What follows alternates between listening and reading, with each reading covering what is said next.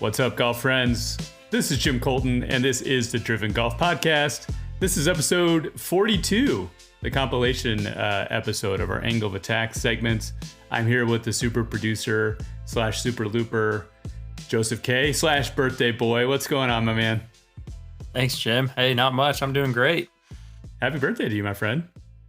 Yeah, thank you. The years just keep piling on. I'm not sure how I feel about this, but we're gonna keep trucking on. Yeah. So as I mentioned, this is the compilation episode, just all the Angle of Attack segments. We had Andrew where we covered a number of different topics, mostly pertaining around kind of junior and amateur game. One of the things that came up in one of the episodes, if you recall, we talked about wholesale swing changes, and really the launching point for that episode was really what Rory was doing over the off season. And if I recall Andrew saying they didn't really see much change in his swing, something clicked. Something clicked. I don't know if he was working on his wedges, but in any case, Rory McIlroy, Masters champion, Grand Slam, career Grand Slam, just fantastic. I was pulling for him. I suppose I imagine you were pulling for him as well. Like, what was your takeaway on Rory's Masters win? It was something that I just thought that he would never be able to overcome, especially just given his track record the last 10 or 11 years. I think I was on record saying I don't think he'll ever win a major again. That being said, I was rooting hard for the kid, as we say here at Driven Golf. But it was great to see, in typical Rory fashion, he just didn't putt well. Seems to be the theme of late. Lost some strokes to the field putting, but to see that emotion come out of him when that final putt dropped in the playoff against Justin Rose was, I know we'll talk about this a little bit, but it's what you just love about the game. It's everything, every emotion, everything you've worked for coming out of him, and it was just absolutely awesome to see, and I'm so happy for him. What a roller coaster. It was almost like too gut wrenching to really enjoy it. Like, I think it would have been one thing if it was just like, it looked like for a second it was just going to be a coronation on the back nine until it wasn't, right? And I think, like, look, he started off, even he said he doubled the first hole and it kind of kicked him into high gear. If you think about it, like, he sort of lost the tournament like 3 different times and had to win it 4 times, all in the course of one round. It's just amazing, the ups and downs. And just like you said, it made you realize like how much was at stake for him personally and how much baggage there is. Like, we always talk about like the golf ball doesn't care how old you are, or the golf ball doesn't care that he's blown majors in the past, but he certainly does. Right. And, I think with respect to like the junior game and the amateur game, like we try to maybe oversimplify it of just like, oh, you just need to treat every shot the same, or whatever the case would be. Try to explain it, like, why are you bringing more into the equation other than the shot at hand? But then you look at Rory, he had Bob Rotella there all week. Like he's probably has the best resources, the best of everything, and he's gagging, because of the weight of the moment. I bet if you gave him 200 wedges, he would never hit one that bad just in a practice run, right? That's only the moment, right? Like those 4 or 5 footers, like he probably could make 50 in a row, if it was just a casual round, he wasn't thinking about it, So yeah, and even on 18, it's just like hit it in the middle of the green and you 2-putt and win. Like that's easy as with a gap wedge, and for him to miss, that's only the moment. So I think there's a lesson to be said there. Like we maybe oversimplify the game when it's not that, and that's sort of like the beauty of the game.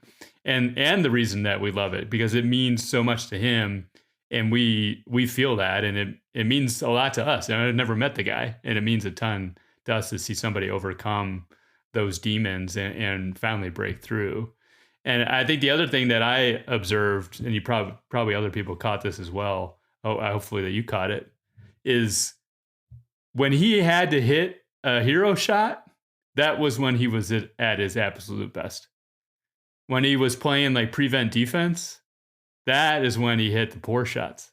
So it's sort of like that's kind of at the core of who he is, right? He can hit these majestic towering like long irons and just stratospheric drives.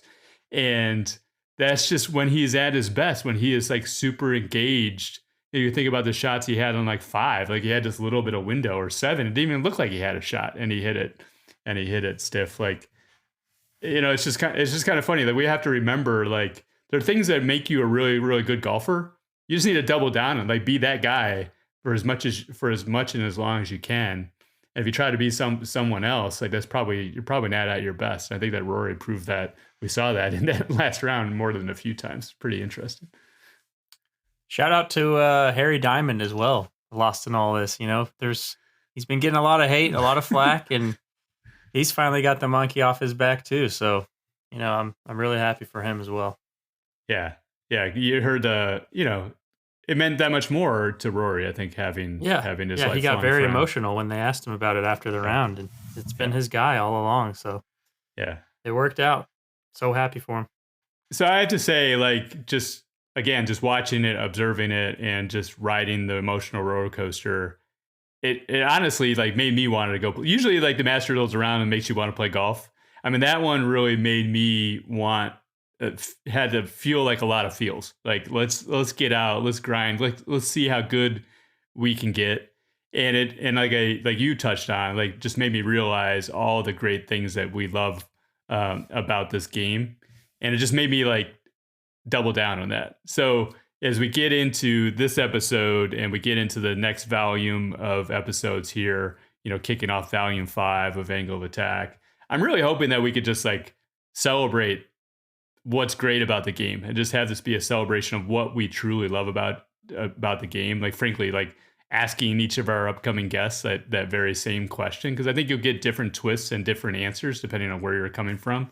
But I just think that, like, we need to celebrate that, and I think let's use Rory's win and like the collective like good feelings about that came out of that, and just celebrating it and have that carry over in these next kind of whatever few months of episodes, and maybe even beyond that. So I'm looking forward to having that conversation. Yeah, that's a great idea. I'm looking forward to it as well.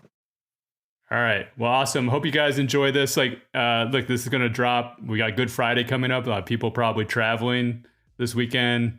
It's a compilation episode. It's probably running close to 2 hours or more. Good excuse for road trip. If you're on a road trip visiting family, drop some knowledge with Andrew, and hopefully you get a lot out of this, and really look forward to volume 5. This is the Angle of Attack with Andrew Lewis. I am here with Andrew Lewis. What's going on, man? Nothing, man. Just slowing down. Days are getting short, so I've got lots of free time now. Lots more time to film your content, edit That's videos. Right. Yeah, I think I should be doing more of that. Yeah, for sure. And I think probably something you've been doing a little bit more probably recently is talking to parents, talking to coaches, and just helping them navigate this scene, right? A few episodes ago, we talked about, the recruiting process, mostly targeted to these class of 2026 kids. Since then, we've had signing day, right, for a class of 25. We talked to coaches last episode, what they saw in these players and what stood out. And hopefully folks got a lot out of that episode. Like Joseph and I said at the intro of the last episode was, this class of 25 signing day, like, was probably the most interest in a signing day in college golf history, or at least in recent memory, right? Because you could read in between the lines of what exactly it meant with the roster limits and everything else that's going on. There's ramifications and ripple effects based on like who they decided to sign. And I think it's also, there's probably ripple effects in terms of like what college golf is going to look like, and this recruiting process is going to look like now going forward. Like, it's probably never going to be the same. I know that you've had a lot of discussions, and I just want to dive in, like, what are the lessons learned? Like, how can we help, listeners to this podcast navigate the uncertainty, navigate the scene, and navigate this uncertain future to best position themselves to have success down the road? I think it's just having a open discussion like we're about to have, because, the thing that I'm hearing is just a lot of people. I mean, and even, college players. Like, I had a couple lessons this week with some college guys who really have no idea what's going on, and there's starting to be a lot of conversation um, in the college ranks about all of this. So I think it's just educating, and I see it as there's really there's three types of people that this is affecting. It is affecting kids that are going to be recruited. So that is the current 2026 class and the 2027 class in the immediate future. It's kids that are already committed to schools, and then it is these people that are already in college that we'll say are somewhat fringy on their team. You know, if you're the 10th guy on your team, then you're probably starting to feel like you might be out. So I think that's the framework, and I think that we discussing kind of what those three categories need to be like focusing on or paying attention to, because it is like you said, it is totally different. I think the main thing that's different is that there's just not going to be projects in college anymore. There's not going to be taking anyone who really doesn't belong in that spot. And so the biggest thing is I think it's setting or resetting expectations for where someone should go realistically, because and I'm even thinking about this with my own son. Like, you need to basically, for these kids that are thinking about getting recruited, the main thing is you need to start thinking about a place that is going to be a place that you for sure know that you are going to play. And we've talked about this before. I think a lot of this stuff that seems like a dream is going to turn out to be a nightmare. I've had some players reach out to me recently and their dads asking for some advice because they've been at a school for a couple months and they have already been told that they are not going to be there. And that, I mean, you're 3 months into being at this dream school and you already know you're going to get booted. So I think that is, unfortunately, that is the reality we're headed to. Yeah, I mean, your heart goes out to folks like this because, like, you think those in that example that you mentioned, that kid probably verbally committed over 2 years ago, and from Yeah. that day that they verbally commit, like, you think that you're going to be at that school for 4 years. I mean, you're buying the logos, you're wearing those logos in tournaments, you're celebrating signing day with the balloons and everything. Like, a little bit of, like, becomes a bit of your identity, right? I'm so and so golfer and I'm going to so and so school, and you become sort of known for that, right? And to have that sort of ripped out early on in your college career, like you said, they probably only played in a few tournaments, and they're being Yeah. told, like, they're been given their options. None of them are great options and the great alternatives, right? And these kids just want to play golf. They want somewhere to get better. But if they had the foresight, there's no way they could have known this was going to happen either, right? So it's a bit unfair from that perspective. But looking back, like, they probably would have explored different options, or they, like you said, go to a place where they had a little bit more certainty that they were going to be able to play. Like, there's so much. Like, I honestly wonder if this whole, like, committing junior year, if it might go back to the old days where you just sort of you pick something your fall of your senior year, because, like, from a coach's standpoint, you don't know if these kids are going to project necessarily, and for the kids, like, you don't have much leverage either if basically you could potentially commit somewhere and then that spot may dry up by the time you get to campus. I actually was thinking that part of the reset and the expectation is that, and this is just from what I saw this year. I mean, I probably had 8 or 9 kids sign in the last couple weeks. And a majority of them, I mean, unless they were going to a big time school, a lot of it has just been right now. I mean, the last 6 weeks. And I 100% think that you're going to see, programs outside the top 25 definitely pushing this down the road, because there is just not going to be any point to committing early for a couple reasons. One, if a kid were to commit to, let's say, a fit school, like this is where they should go, but they play better their senior year, I would have no problem with them going to a better option because they've kind of leveled up. And vice versa, if you commit your junior year and you don't maintain that, I'm not going to be surprised when a coach says, you know what, you're just not maintaining or playing well enough and I just can't take you. And we saw multiple kids not necessarily because of performance, but they were told right before signing day that this is no longer going to happen. I think that's just going to keep happening, which this is really turning into not that it wasn't, but it's turning into a much more of a performance based world. And, so going to the advice for kids that are already committed is you really have to maintain and you cannot take your foot off the gas, or I would be very, very concerned about your spot staying. And for very good reason. I mean, in the coach's defense, they cannot take projects anymore, and they have got to produce. So they're just doing what they think is best for their team and their program, and you have to respect that. So pedal down. I think I've seen a trend in my coaching days of once someone verbally commits, they definitely feel like a sigh of relief, like, oh, it's done. Like this is great. This is where I'm going to go. That type of thinking is going to really, really backfire for someone. Yeah. I think if anything, like the lesson learned collectively for the three of us is like, I think we need to double down our efforts to help these kids. I think the one thing you can control is the amount of work you put into your golf game. And look, if you're shooting sub 70 scores, make it very, very difficult or practically impossible for a coach to cut you, and open up opportunities that for yourself based on your play, right? So I think that these things that you absolutely have within your control in terms of your discipline level, your conviction level that we talked about.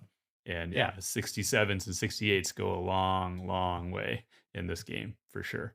And like you said, You like know, the coaches, it's their livelihood too. Like you can't, yeah. like their jobs are at stake if other teams are taking transfers or taking other players, and they're staying committed and loyal to guys that they signed with them and didn't quite pan out. Like ultimately they may be looking for a job, and that's disruptive as well.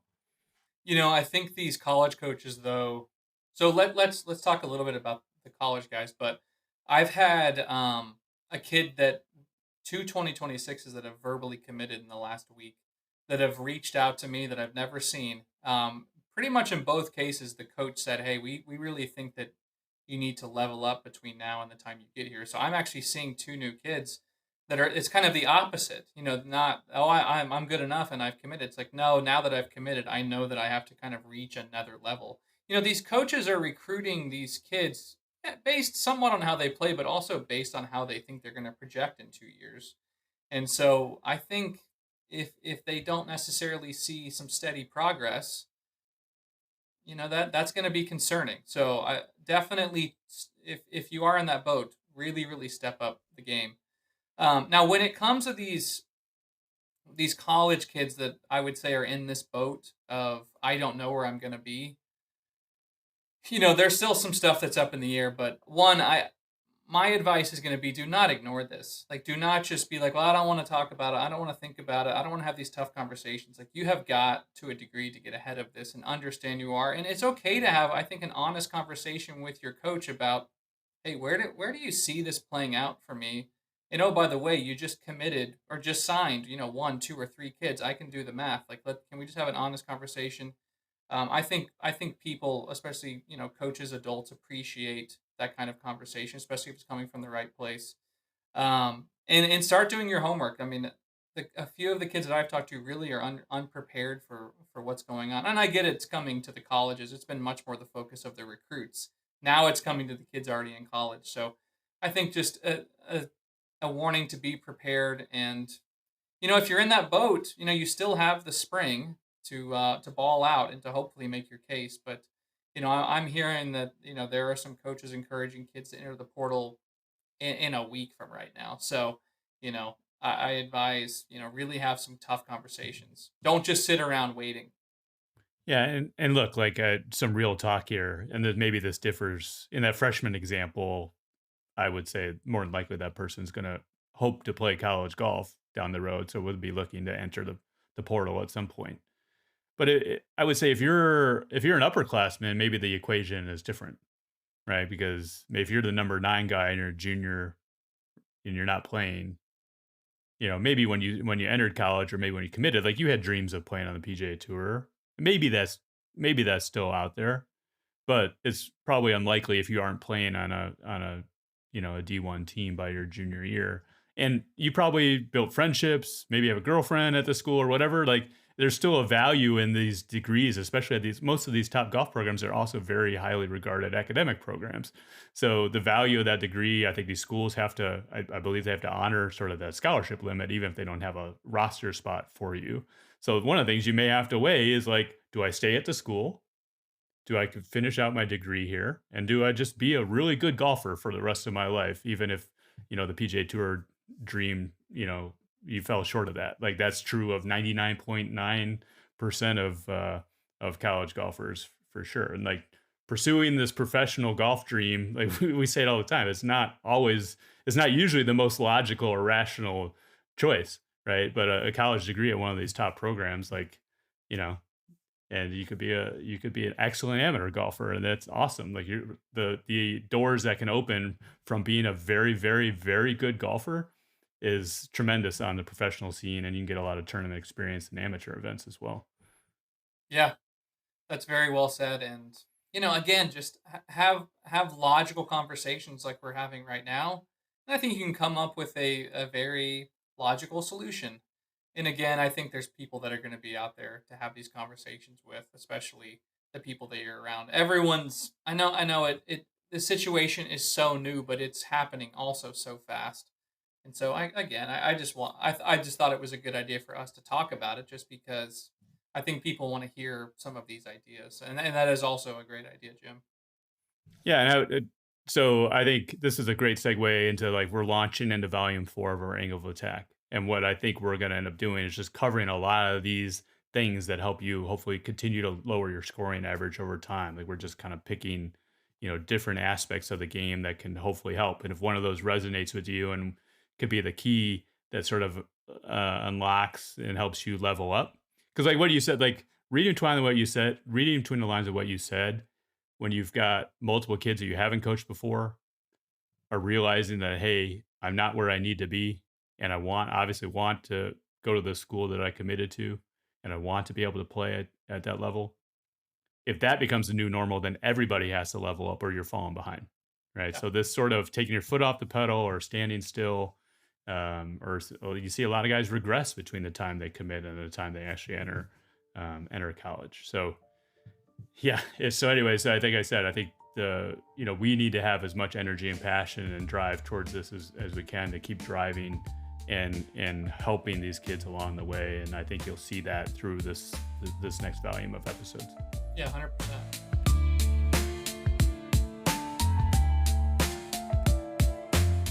Hey, Jim. Yeah, man, everything's good. So we may have to rename this segment.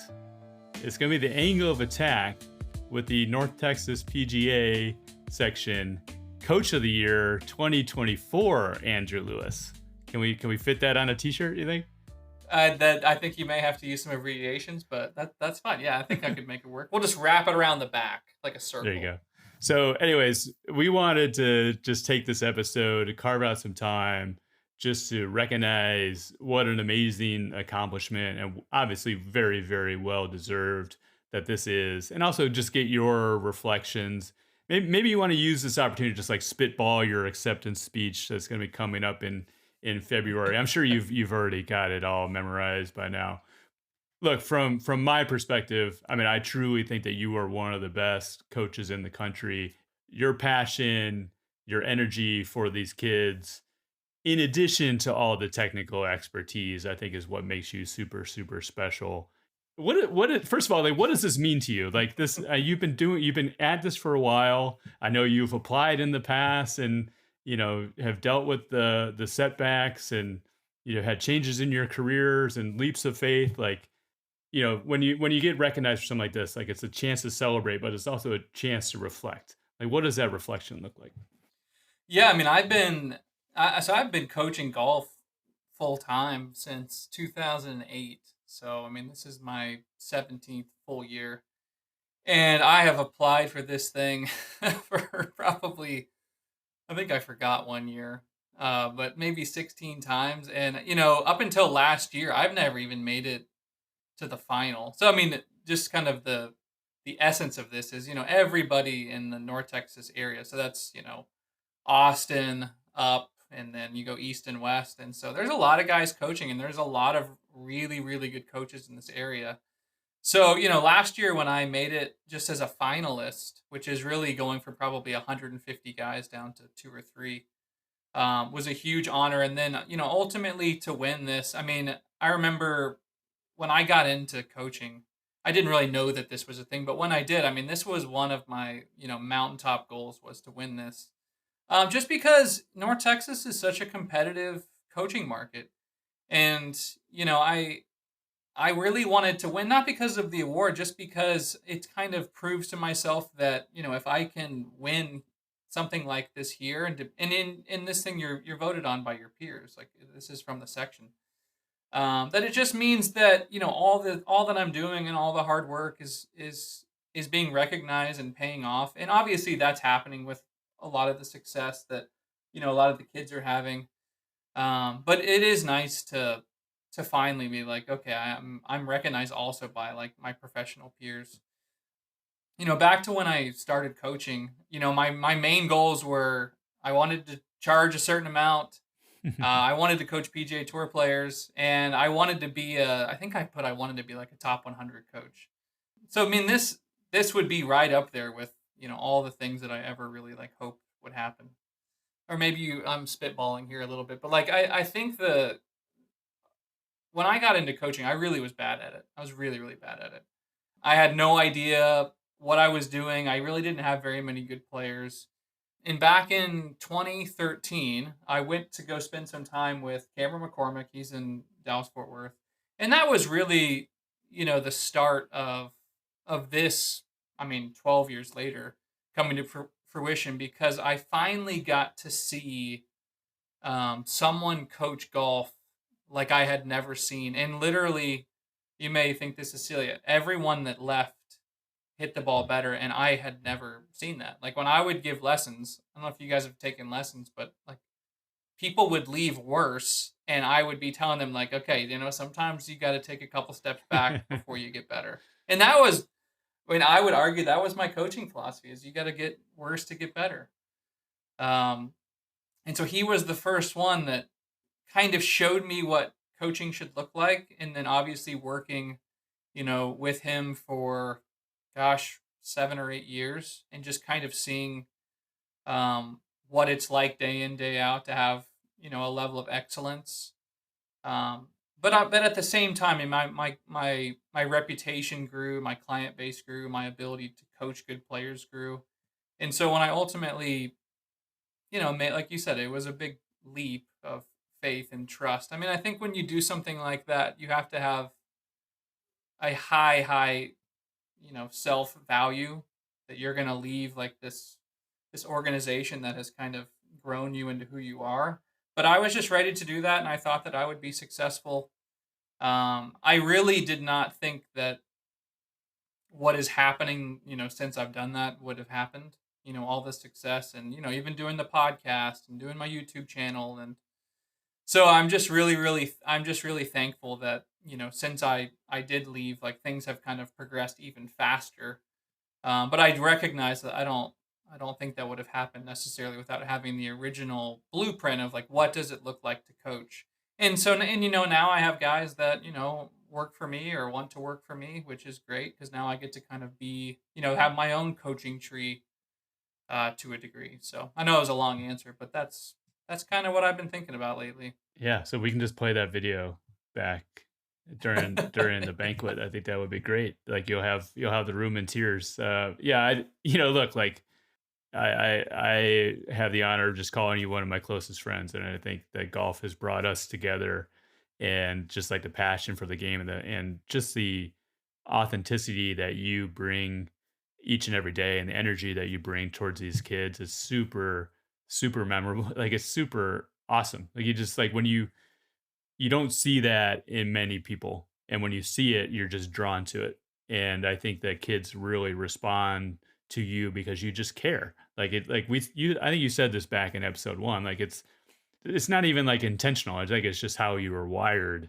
And it seems to me like you were basically made to be a golf coach. You weren't made to be a PGA Tour player. Maybe I guess I was. So anyways, like talk a little bit about just like somebody who wants to get into teaching. It's not the easiest profession. It's a ton of sacrifice. I mean, even for your family as well. Like your wife, Yeah.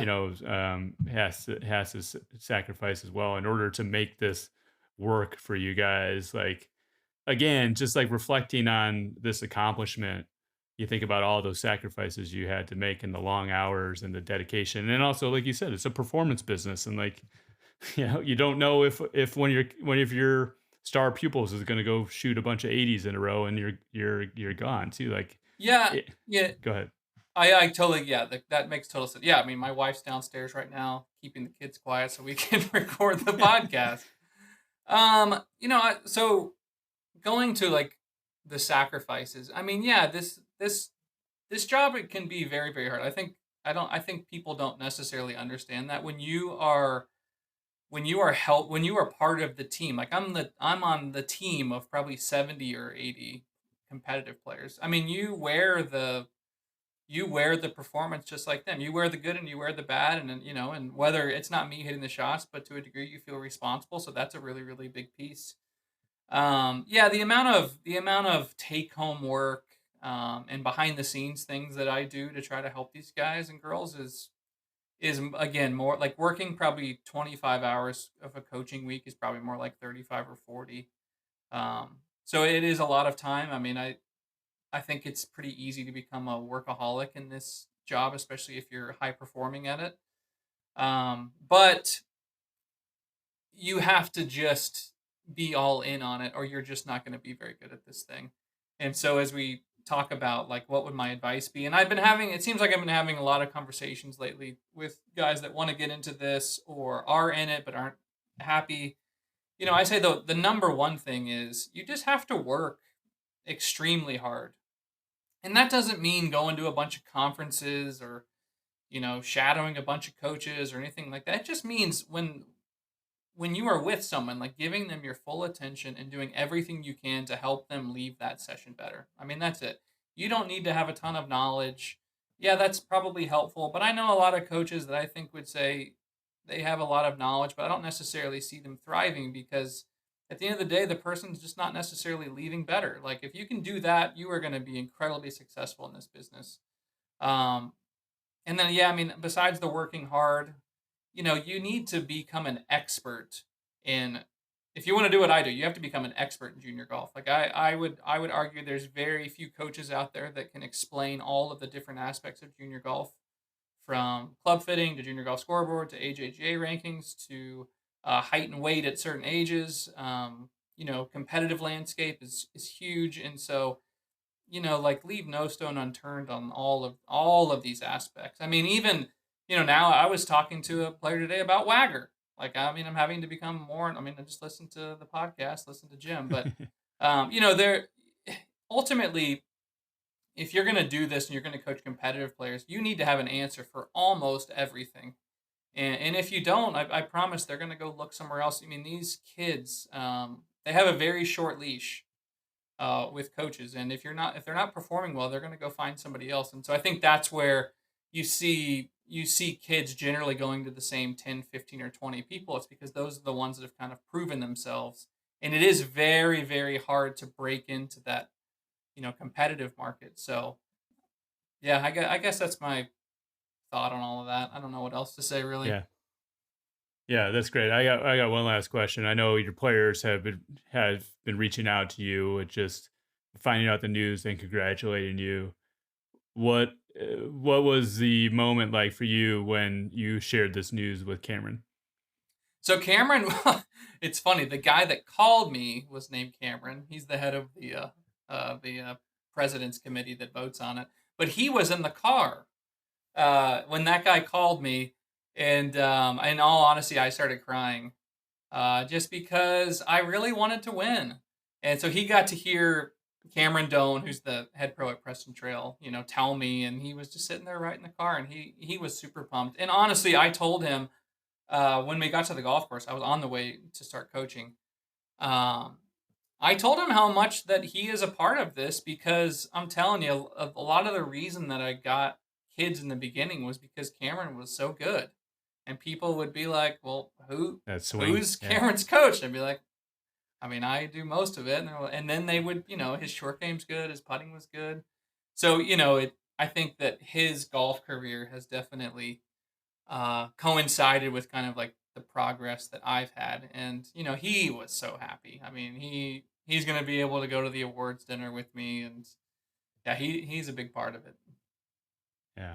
Well, this is awesome. Like I couldn't be more thrilled. Like I said, this is so deserved, maybe long overdue from my perspective, but like just on behalf of all the parents and all the kids that you coached and have frankly just like touched.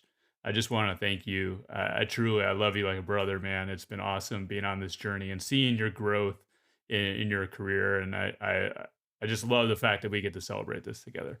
That's very nice. And I have to say that the pod has really been, I think it's been a really big differentiator in my career. I mean, a lot of people that I meet at these junior tournaments, if you've come up to me, I really appreciate it. If you see me at an event, come and talk to me about the pod. But I really think that, this has had a big impact on my coaching and my reach with a lot of the junior players. And just being, when I coach somebody, obviously I'm having a lot of these conversations, but I only talk to the kids that I coach, and so I think it's been a good avenue to kind of let other people know what I'm like, what I think about, and I know for a fact that people have come to see me just because of this. So I appreciate you and Joseph when you guys originally pitched this idea.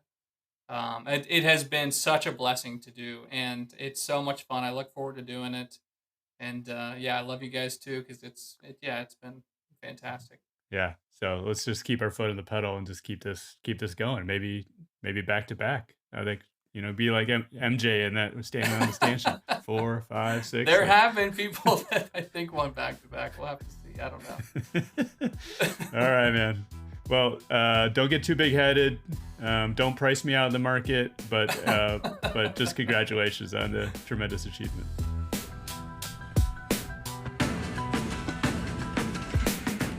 So we wanted to bring up, I think, a fairly timely topic, something that's been kind of brewing around the world and getting a lot of attention in the junior golf space. There have been a couple examples of 17-year-olds going pro. And in the U.S., that's pretty rare. Like you see it overseas quite a bit. Guys like Tom Kim, Rory, etc., have not gone to college and gone straight to professional. But I think the traditional route in the U.S. is kids going to college, finding their way, continuing to improve, maybe getting status through accelerated, like we might be seeing with Luke Clanton here in a little bit. So we've got Lucky Cruz, went pro a couple months ago. This is now currently playing in the Mexican Pro Tour, and probably the example that more people are familiar with is Blades Brown, number 1 ranked junior in the country or in the world, class of 2026. People were actively wondering what he was going to do with his college choice. Declares that he's going to go professional and play in the Amex here coming up soon. Obviously, big news. I'm just wondering, like, what your opinion is.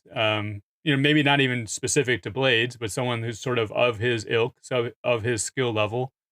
Does it make sense for someone to do that in the U.S.? And what's your take on that?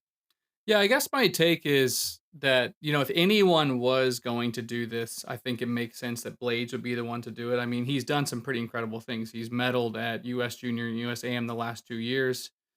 But I mean, my perspective is that I just don't really understand the point, given that this isn't the NFL where you're going to have a very, very short career. I see college as, kind of the precursor to like the Corn Ferry Tour. If you think about the Corn Ferry Tour, it exists to prepare guys to go play on the PGA Tour. And so I just have a really hard time believing someone is ready to go play against the best players in the world, just because you're not a good junior, the best junior in the world. So I guess I just don't really get it. And I don't understand necessarily what the rush is, other than, it's kind of like a stock. He's obviously at this like really high peak. And so, if he were to maybe falter a little bit his senior year or maybe going into college, this opportunity doesn't present itself. So I can see that, because I mean, he's probably going to get 6 or 7 exemptions. But it just seems like it's going to be very, very difficult. My worry is like, what if it doesn't go well? Like, what's the next option? Because the last thing you want to do is start heading into this world of pro golf, going down these mini tours and some of the developmental tours, because they literally take 2 or 3 years to work through if you're successful. So yeah, that's kind of my take, especially given he was going to be able to go to, the best college, likely compete for, freshman of the year, be on Walker Cups. I mean, the accelerated points list was looking pretty achievable for him, just like some of the guys in front of him, like you mentioned, Clanton, Coyven, Gordon Sargent. I mean, you're going to see a lot more guys doing that. So, but the only thing we didn't mention is maybe there's a lot of money on the table for some reason. So I mean that's the only really logical thing I can come up with is there's enough money to make it worth it. But yeah, other than that, I don't really get it. Yeah, it's interesting you say that. I mean, I think the people are bringing up like Ty Tryon, right, as the reason why he shouldn't do this, right? And it didn't work out for Ty. Went to Q school at a very young age. But a more recent example is Akshay. Like Akshay bet on himself, had his doubters, and he missed a ton of cuts. Yeah. He had dominated junior golf. He had a number of wins. Went pro in the fall, I think probably of his senior year in high school, and then decided to go pro, and he wasn't going to go to college. Looking back, like it's now, I think Akshay is you would consider that a wise decision on his part. Yeah. He took his lumps. He continued to get better. And he went through the Korn Ferry, won in Korn Ferry early, I think in 2022, made his way to PGA Tour, and that was one on the PGA Tour at Valero. So I think the recent success of Akshay probably made this decision a little bit easier for Blades, seeing that someone fairly recently had gone through this path and was able to come out the other side. And oh, by the way, they share the same agent, so that's another interesting wrinkle. Yeah, I mean, Akshay is a great example. And again, Monday morning quarterbacking saying, yeah, it worked out. I also think that like with the way the tour is going and them limiting starts and cards, and you're going to have more and more guys looking for sponsors exemption. So maybe doing it now, versus like, well, why wouldn't you do this next year? It probably makes more sense to do it now versus the end of 2025.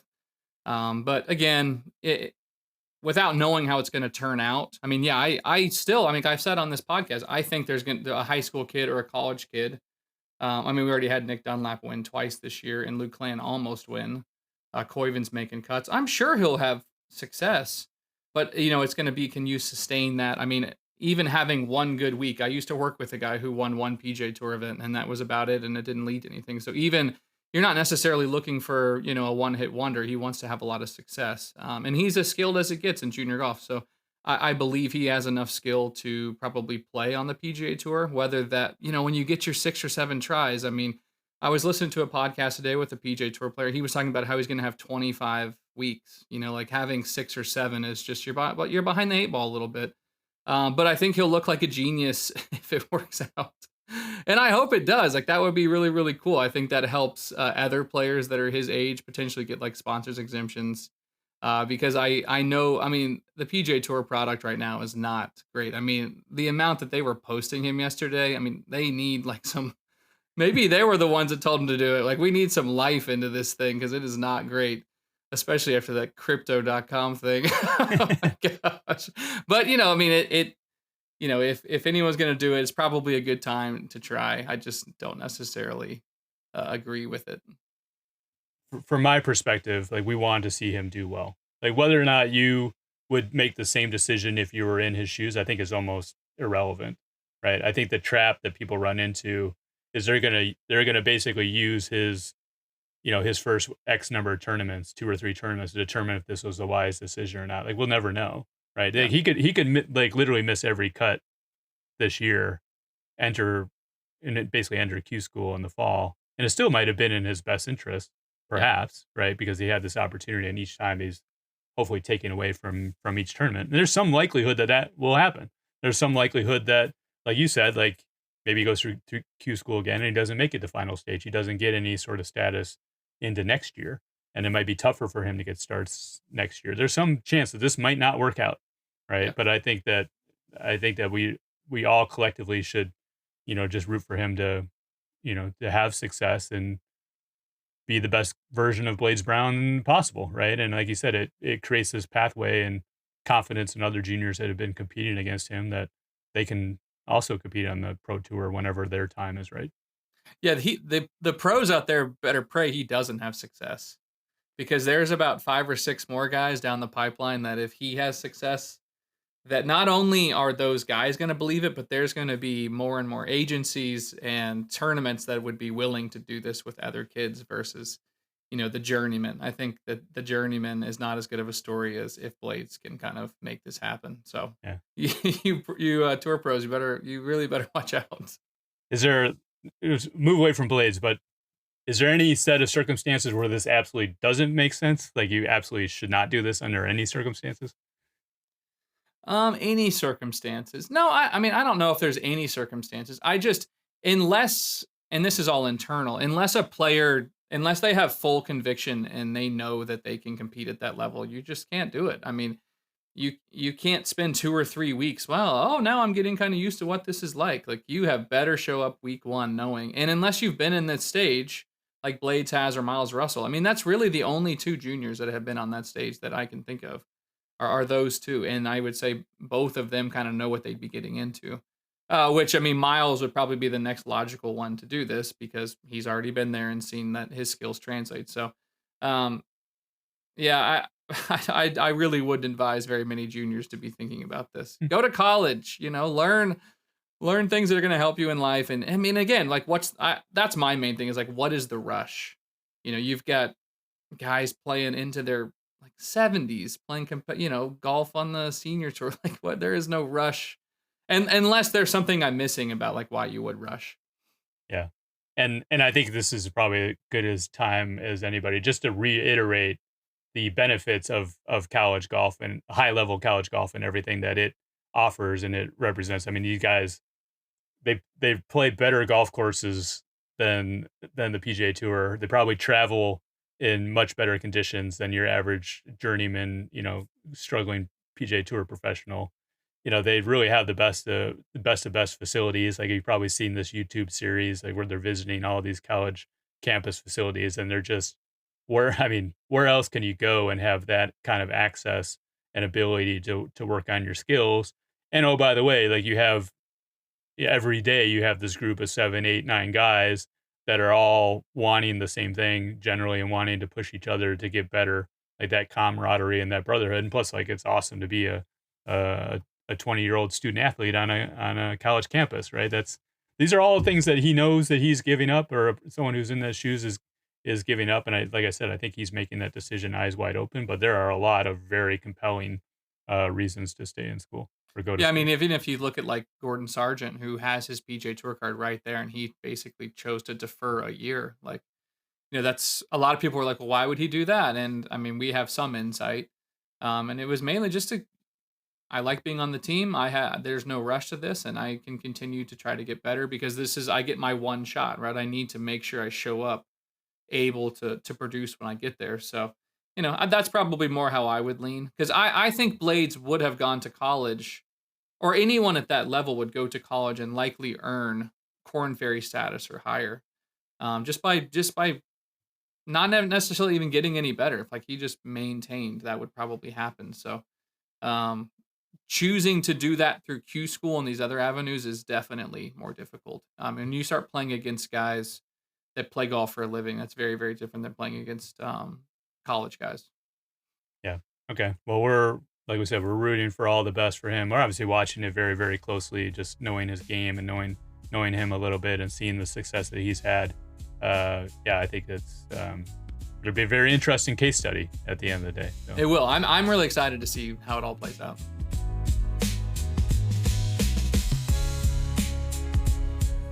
So Andrew Lewis, the 2024 North Texas PGA Teacher of the Year.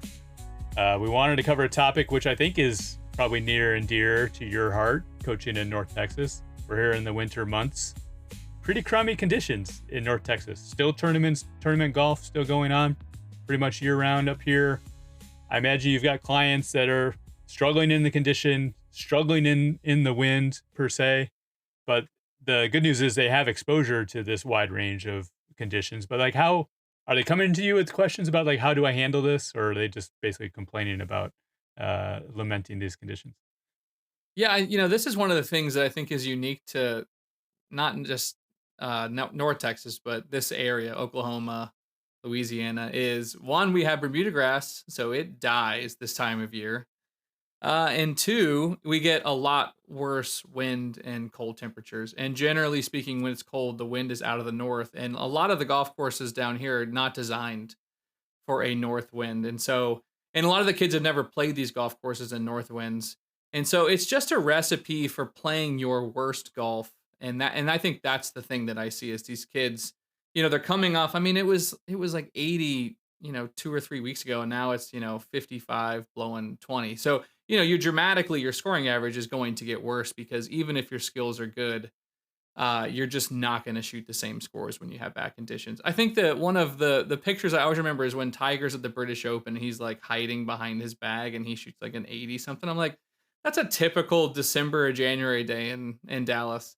And so, I have some HSOs about like kids, side topic, but like kids playing here in those bad months where like kids in Florida and California aren't having to deal with that for the most part. And those are the kids that you're ranked against. So generally speaking, I'm advising a lot of kids to like avoid playing tournament golf if the weather looks terrible. Last year, Cameron played an event. It was Joseph was actually there. It was 30 degrees, blowing 20 to 25 all day. Like it was awful. And of course, there was like a few kids that broke 80. So yeah, a lot of kids are coming with it. I would say just to kind of hop into strategy. So one is, generally speaking, this time of year, the grass is just bad. And so if you're someone who practices like short game and you give yourself really, really nice lies, like you are going to get absolutely roasted when it comes to playing winter golf because there is no grass. You're literally hitting off tight Bermuda down here or just mud, like physically mud. I posted a video on socials yesterday about hitting out of this mud because a kid, speaking of what you just said, Jim, he came to me going, I would have won this weekend. He finished second if I would have known how to hit out of these lies. And so I think that's kind of the start. I mean, you guys play winter golf. I mean, don't you like struggle with chipping for about a couple months after the winter's over? Yeah, yeah, for sure. No, it's really interesting because I think if you feel like you're bulletproof because you've figured out these strategies, these winning strategies, then you can actually go into one of these tournaments with confidence, right? Because like everybody has to play more or less under the same conditions, the same wind. But if you sort of embrace the opportunity to practice those kind of crummy conditions and you've got a blueprint or, a map for success, working with your swing coach, that can lead to tournament success. You don't necessarily have to avoid them, right? Necessarily. No, you don't need to. Yeah. No, but if you're not out there finding solutions, like I did with that player yesterday, of going like, okay, what am I going to do when I have to add loft and I am into the green and it's mud, and I can't bank it because I'm banking it into a wet spot, so there's no way it's going to shoot for it, and I know I have to hit a high shot. That just requires a lot of skill, but also a lot of reps, like doing it well, so that you actually believe that when you're in that situation, you'll be able to, hit the ball in the air. So the other one that gets really really tough is when you get windy conditions down here because we have wind in the summer and the spring, but it really really is bad in the winter and early months of next year. And so when you haven't played in it in a while, especially in the summer, you just get a little bit rusty on decision making, and it really really starts to expose your ball striking. So shots that are a little off center or a little thin or a little heely, like really really get eaten up by the wind. And so one, it really puts a premium on ball striking. Like if the most important time to hit it well is in the winter, which is obviously the hardest time because of the conditions and the grass. But then two, you really have to start calculating wind very, very differently. Not only with that, but the cold temperatures. Like it really is becoming like a professor on the golf course. To where if you obviously had a caddy, like that would be helpful. You have to kind of put this caddy hat on because you're having, let's just do an example. So let's say it's 160 yards just to the middle of the green, and it's 45 degrees and it's blowing 20 miles an hour into your face. That shot realistically is playing 185 yards. And so obviously kids hit shots that they hit their 8-iron because they normally hit their 8-iron that ends up 20 feet short, and now they're chipping short of the green and it's muddy, and then they just end up making a double, and they really didn't necessarily hit a bad shot. And so getting in a habit of coming up with like exact yardages, formulas for finding these solutions, so that you're choosing a shot that increases the likelihood of it turning out okay, is really what starts to save you, because you don't have to go shoot 64 to win. The weekend score that won this weekend was 2 under over 27 holes. That's not very low. I think 1 over was tied for second. So I mean, if you can just make a bunch of pars in these situations, you're likely gonna climb up the leaderboard. Let me ask you this about like just a really, really strong crosswind on a hole off the tee. Is there a strategy for that other than just like aim, 60 yards left, or is there a way to like shape a shot like into the wind? Like generally, what's a winning strategy there?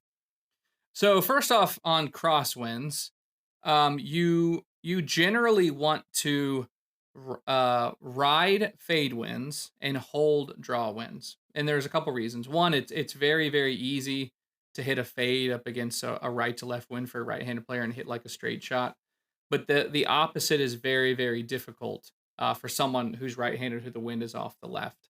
And the reason is because if you try to draw a shot when the wind is off the left, I mean, if you think about a draw starts right of target.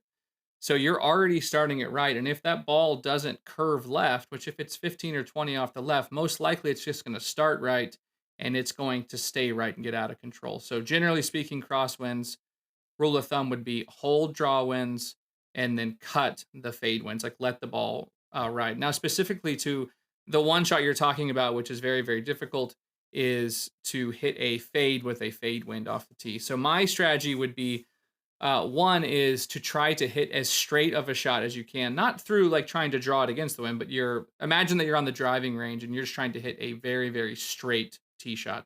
That's the swing that you would need to do, but obviously the ball's going to move right because of the wind.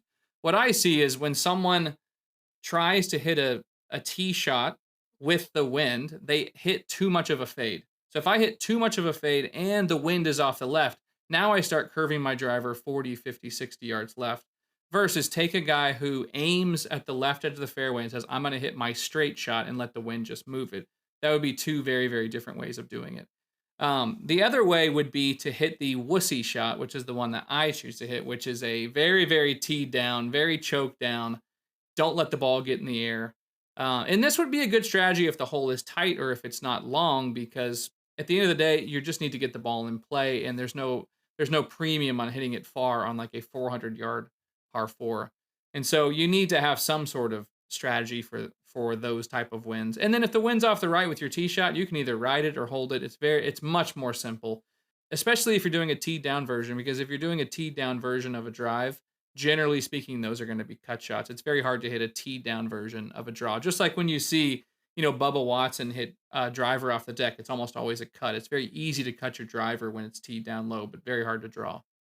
Yeah, that's interesting. Well, let me ask you this. Maybe it's related to the tee down, but like, let's imagine a scenario where the weather is just biblical, right? Wind, rain, just miserable conditions to be out there. Are there mental strategies or even like course management strategies where you can get it around, still post a decent number and actually have some chance at success? Yeah, I think you go into that type of round knowing that you're not going to shoot like a career low. You're probably going to make a lot of bogeys. You're probably going to luck into a couple birdies, but it would be like my mental strategy for the day would be, or my mental affirmation would be like limit the damage, choose the easiest shot. If you have a 4-iron in hand and it's 40 degrees blowing 30, you're not going to hit the green, right? That's not being negative. That's just realistic. So almost like, aiming for the shot that is likely going to end up in an easier spot, like not missing short-sided downwind to a downslope. Like there's no chance of you getting that up and down. So yeah, I think being very realistic about what would be some good realistic, process and outcome goals for the day would likely limit the damage. And I think too, if you get off to a rough start, being like 3 over through 5, but you know that you're probably going to be struggling to break, 78, that gives you some freedom too, because you're not going into it thinking that you're going to shoot 2 under or even par, because it's just very unlikely that it's going to happen. Yeah, that's interesting. Sort of also, I think if you embrace this opportunity, or even, in some ways, like playing into that experience, like those end up being the most memorable tournament experiences. to play in these absolute miserable conditions, and the opportunity, if you sort of embrace it and maybe have fun with it, you probably have a leg up over the rest of the field that's just like lamenting their lot in life. Yeah, I mean, everybody gets in those events, and the first thing they start doing is start complaining. If you can be the one kid not to complain, I think it may be hard to be like excited to go play it. But if you can look at it as a challenge, and that when the conditions are nice, anybody can play well. But when the conditions are poor like that, you're probably eliminating half the field just based on them not wanting to be there, or them not handling the conditions mentally very well. So yeah, I mean, I do think that from an outcome standpoint, up the leaderboard standpoint, it is a way to kind of finish up there if you can just have some semblance of ball control and then have a better than average attitude relative to the field. Yeah. I think about this, like, I know people have been in these shoes where you're, say, 10 strokes back going into the final round. You should be hoping for these Yeah. types of conditions. Like, it's an opportunity where maybe half the guys ahead of you, like you said, they complain and they basically take themselves out of the tournament based on their mental makeup. And now you've kind of shrunken, the opportunity to win, and it's going to be tougher for the leaders to kind of run away with it. Yeah. It's a good idea to put yourself in these situations in practice. A lot of times, let's say it's really really bad weather, no one's at the golf course, maybe it's not even open.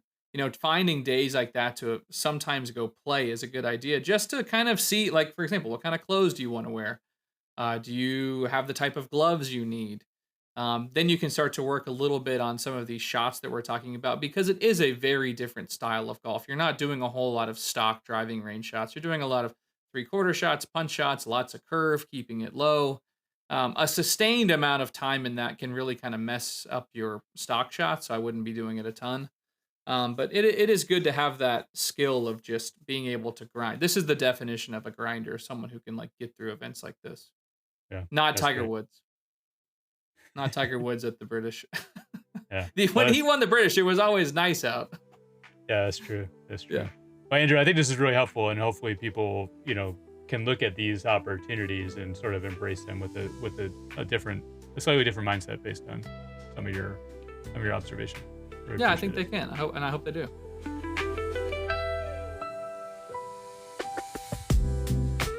One of the other things I want to talk about in this off season is maybe this is the time where people are making big kind of scale like swing changes, trying to prepare for the next year. Like maybe you have clients that are sort of in the same shoes, like coming to you like, hey, I need to work on this. I need to add this to my game. I think of one recent example, although his swing looks beautiful to me as it always has, is Rory McIlroy. So I think Rory McIlroy showed up, hadn't played in a while, shows up at his press conference. People were asking him questions about like what's going on, what you've been working on. And he said he's been working on these kind of wholesale big time swing changes. And the one thing that got a little bit of traction is he said he spent like 3 weeks hitting balls into a screen, but never watched the ball flight. Like he was more worried about the form work and not focused on where the ball was going, because he thought that somehow that would just unwind the work that he was trying to accomplish. So I wanted to get your take. Is there merit in sort of that thought process? Like, does that make sense what he's saying? And then also, like, what do you see as best practice, around somebody who wants to come and make a large scale swing change? Yeah, I mean, I definitely think that there are times in this schedule, this periodization schedule, that allow you, more room to do something like Rory was talking about. I mean, if you think, and we'll talk more about junior golf, but like if you think about the average junior, they're playing every 2 or 3 weeks throughout the entire year. And this time right now in December when we're recording this is really the time where you would have maybe like a month off. So then how do you decide if you really should be making a swing change? Well, with what we do with some of our better players, it's more statistically based. Like you just noticed that there is certain patterns or certain contact issues. It's not necessarily based on video. Like, oh, you're too far across like Rory was. It really has to do with, I'm just not hitting it well enough. And I'm ready to make this change and I have the time.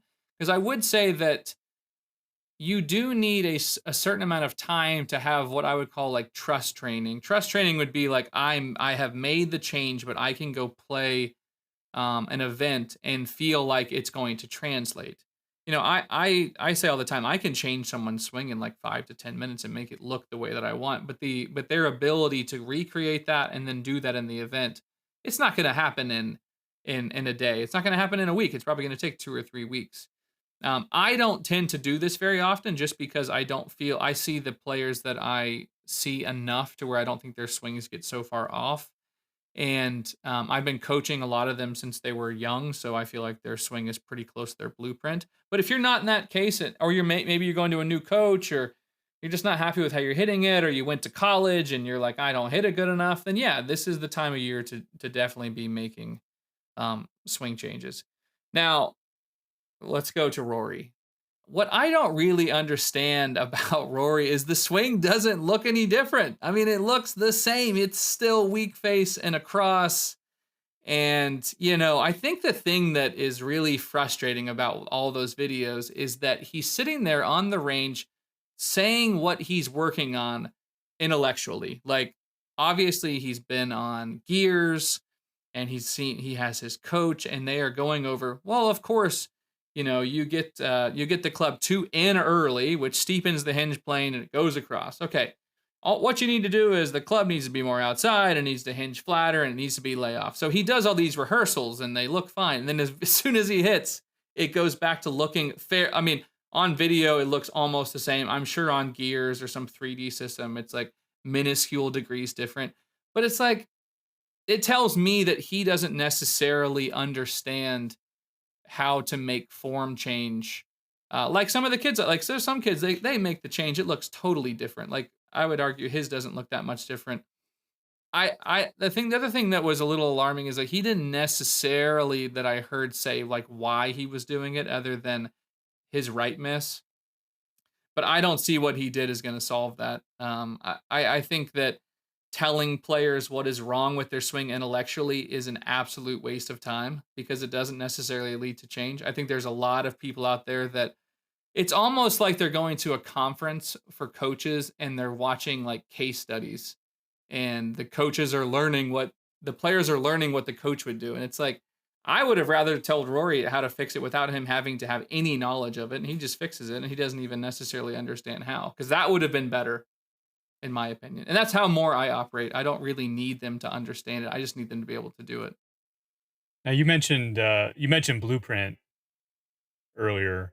Like, do you have clients that are coming to you and they think they need to make some drastic change, and you're like basically talking them out of it? It's like, hey, what you have is close to good enough. Like, do you think people maybe it's FOMO or they see some other kid doing something really, really well and they say, well, I need to look more like that.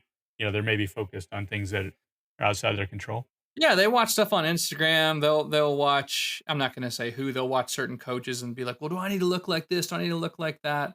And so when you start solving problems based on cosmetic preference or just the way things look visually, and it has nothing to do with ball flight or contact, you're probably going down a useless road. That doesn't mean that sometimes it doesn't correlate and like it sometimes helps. But I as a coach learned a long time ago that the whole point of having a race car team is to make the car go faster, and the only purpose for me is to make my players play better, and it's not to make them look better. And that is how I originally, we talked a few weeks ago about why I was a bad coach. I originally started coaching people based on cosmetic preference. Make their swings look better and the ball will go in a better spot. A great example would say, let's say I fix someone's backswing and it looks like Adam Scott, yet they're healing it. Like they literally are shanking it. And I keep working on their backswing. I would argue me working on their backswing has nothing to do with why they're healing it. They're probably healing it because of early extension in their tail or something like that. But what happens is we get so focused on what our swing looks like to where we don't really focus on the things that are actually the problems, to where you go on the first tee, or let's say you go play on a par three, you're working on your backswing, you shank it, and then you go to the range and work on your backswing. It's like, well, that's not going to fix anything. So I would say don't make any changes unless it literally is out of fixing like consistent problems that you have. Now, how about this, like his mindset where he's not watching the ball flight? Like, are you ever in the same shot, like same shape, or you're really truly working on this form? Do you ever like trying to tell players like, don't worry necessarily where this ball is going, because this sort of conviction that this you're going down the right path could you might give up like 20% of the way into the swing change if you weren't seeing magical results in the first two or three balls that you hit. Yeah, anytime that you're doing form change, you need to have little to no consideration for where the ball's going for a period of time, not for like weeks and weeks and weeks. But in Rory's case, he said 3 weeks. I would say, I mean, I'm not comfortable with it in a session. If someone's in a 60-minute session and they're not hitting it better, I'm fairly uncomfortable leaving them in that. And part of that too is like if they leave and they're not doing it well with me, what's the likelihood that they're going to go do it well when they have no TrackMan, no video, and no coach to help them? Like most likely it's not going to be good. But when it comes to like, okay, so what would it look like to do good form work? Good form work would look like doing slow reps. I don't really like rehearsals. I see people do like these really, really great exaggerated rehearsals and then they hit the ball and it looks nothing like that. So one of my techniques is I tell people to get up to the ball, do your rehearsal, and then just swing down. And that's one of those examples where I don't care where the ball looks like. And anytime that I video that, it almost looks exactly how I want. But when they do those rehearsals off the ball, like those dry reps, and then they get up to the ball, it's like their brain can't translate what they were just doing. So instead, just get up to the ball, do your rehearsal, and then just swing down slowly. Because really what you're trying to do is connect this feeling that you have that is unique or new and be able to do that while actually having a live rep. And that's what Rory was talking about. Is I want to be able to do this and hit a ball and not have to see where it's going. The problem is maybe he didn't do enough video to see if it was right, or he kinesthetically never really understood what it felt like to do. That's the problem. Like I would have him stop doing those explanation rehearsals and actually just do that and then swing down. Do that and swing down.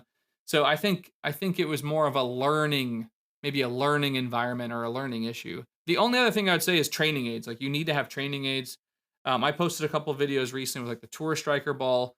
Instead of telling someone to have their elbows close together and to think about that and to shorten their backswing. Well, if I just use that one training aid, it solves both of those. You don't have to think. So I think the more that you can create an environment that forces it versus them having to think generally goes much, much further. And I don't think that has anything to do with like being a top player in the world. I bet there are many top players in the world that can't do form work, but they're just really, really good. And I have kids that are not very good, but they're very good at changing their swing. So it's not necessarily correlated that like good players can change their swing easily. All right, one last question. I'm sure Rory McIlroy is a loyal listener to the Driven Golf podcast. Love you, Roars. Yeah. He's going on 10 plus years without a major. What if he listens to this podcast and say, all right, I'm firing my swing coach. I'm going to hire Andrew Lewis. You mentioned what he's trying to work on, what he's trying to do.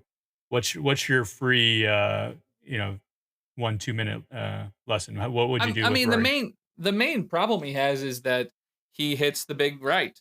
I mean at the US Open on 18 he hit it left, but generally speaking he hits it too far right. The reason that happens is the club gets too far across, his hands get too deep, and he can't get the ball to start on line. And so I think what I'm trying to say is I understand why he's trying to do it. I just think the way he's trying to solve it through like intellectually understanding it better is not the way that I would do it. Or I would tell him, embrace that he was across the line when he destroyed all those guys, at the US Open and when he was winning majors. So you could also make the argument that he probably doesn't need to change it. And maybe there's some other solutions versus I just think it's such a low hanging fruit to be like, I got to change my backswing. Yeah, maybe, but maybe there is something else that we could do. I don't know. I haven't looked at his swing enough. I do agree that getting the club less across would make sense because the shaft would tip and the face would probably get back in front a little earlier to start it more left. I think one thing is I would tell him to start hitting more of a cut. If you actually see lately, he is hitting a little bit more of a cut off the tee. I think the worst, if someone is trying, if you're out there and you hit a draw and you're tired of your swing being across the line at the top, you are fighting a losing battle. Anyone who hits a draw pretty much is across the line. And oh, by the way, his best buddy, Shane Lowry, could not be more across at the top. And he has how many, 2 majors? One majors, almost one this year. So I don't know. I'd probably tell him to hit a fade and just call it a day. Or just like the mindset of trying to hit a fade. He basically would solve a lot of this. Yeah. If you hit a fade, he would take the club more out. It would be a flatter hinge plane. It'd be more laid off. Ball would start more left. I think that left ball that he hits, or that right ball, would minimize. But that's just my 1,000 or 30,000 foot view without like being close to it. But I promise you, I could find a solution. It can't be that hard. I mean, but he did win like right after he did all that. So, I mean, the swing looked the same. So, well, there you go, Rory. Just Roars, love you. Hey, you're great. You're great, and but I definitely can help you. So yeah, there's the plug, Rory. Just make sure he gets back to Texas every once in a while to work with the rest of his clients. We don't want him being on the road all the time.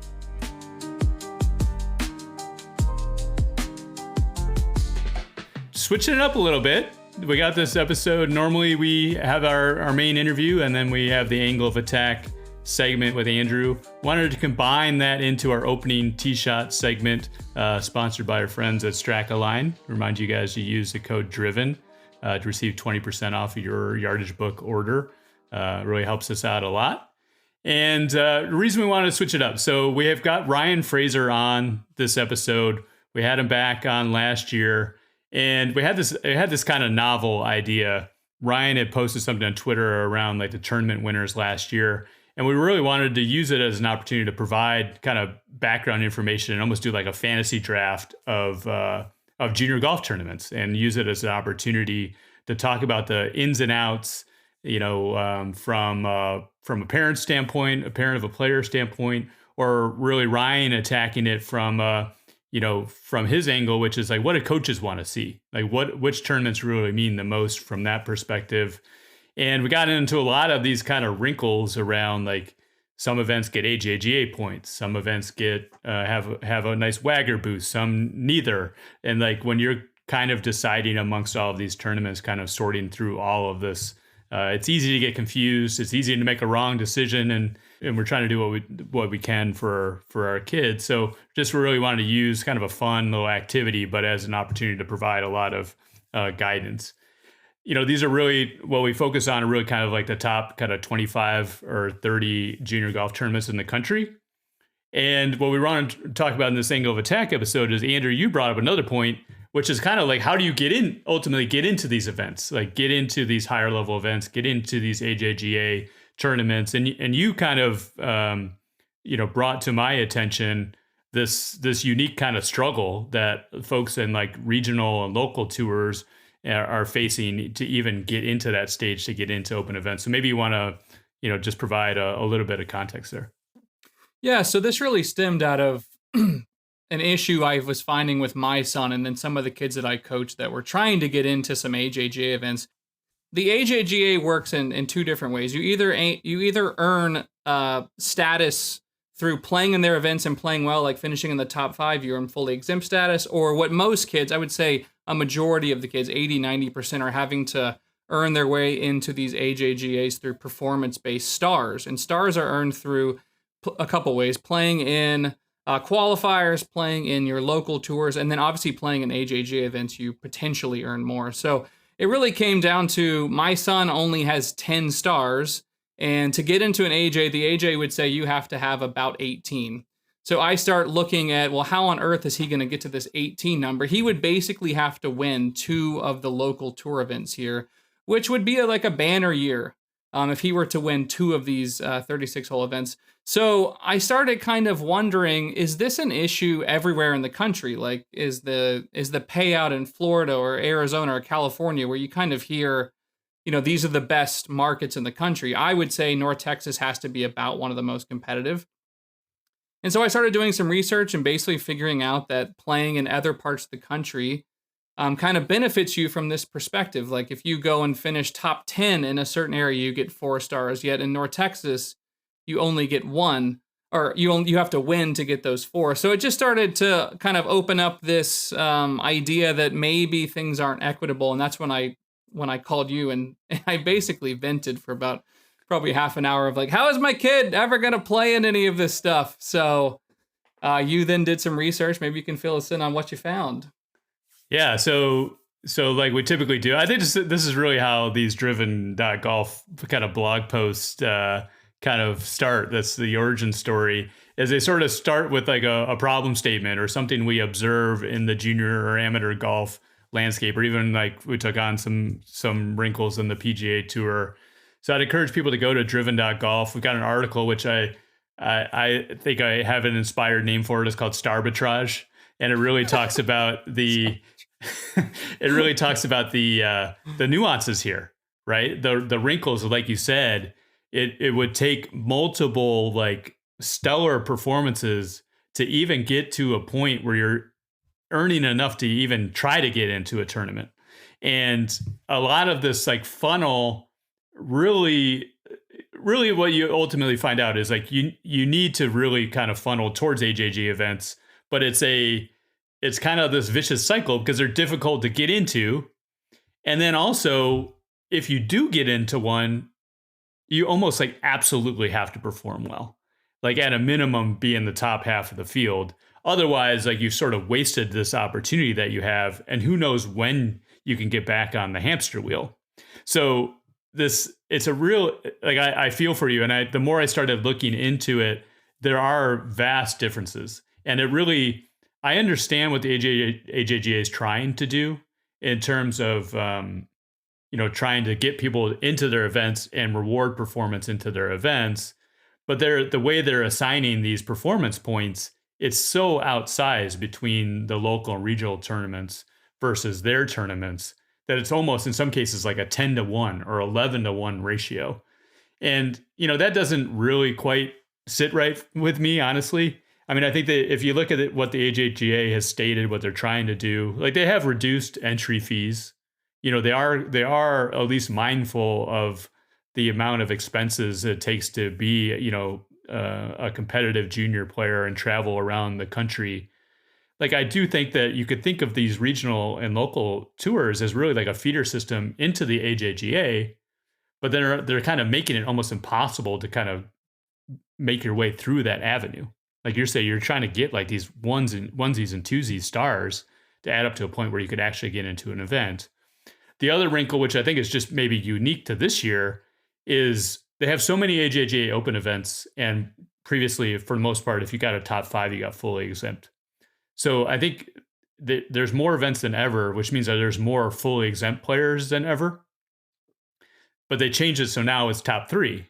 And you carry this full exempt for when you get it this year, you get it for this year and then the following year. So you have all these players from last year have full exempt this year. Really, and you have less opportunities to get full exempt this year for players that aren't full exempt already. So it's actually harder for them to sort of get up to this upper echelon, and try to compete. It's a bit of a transition year.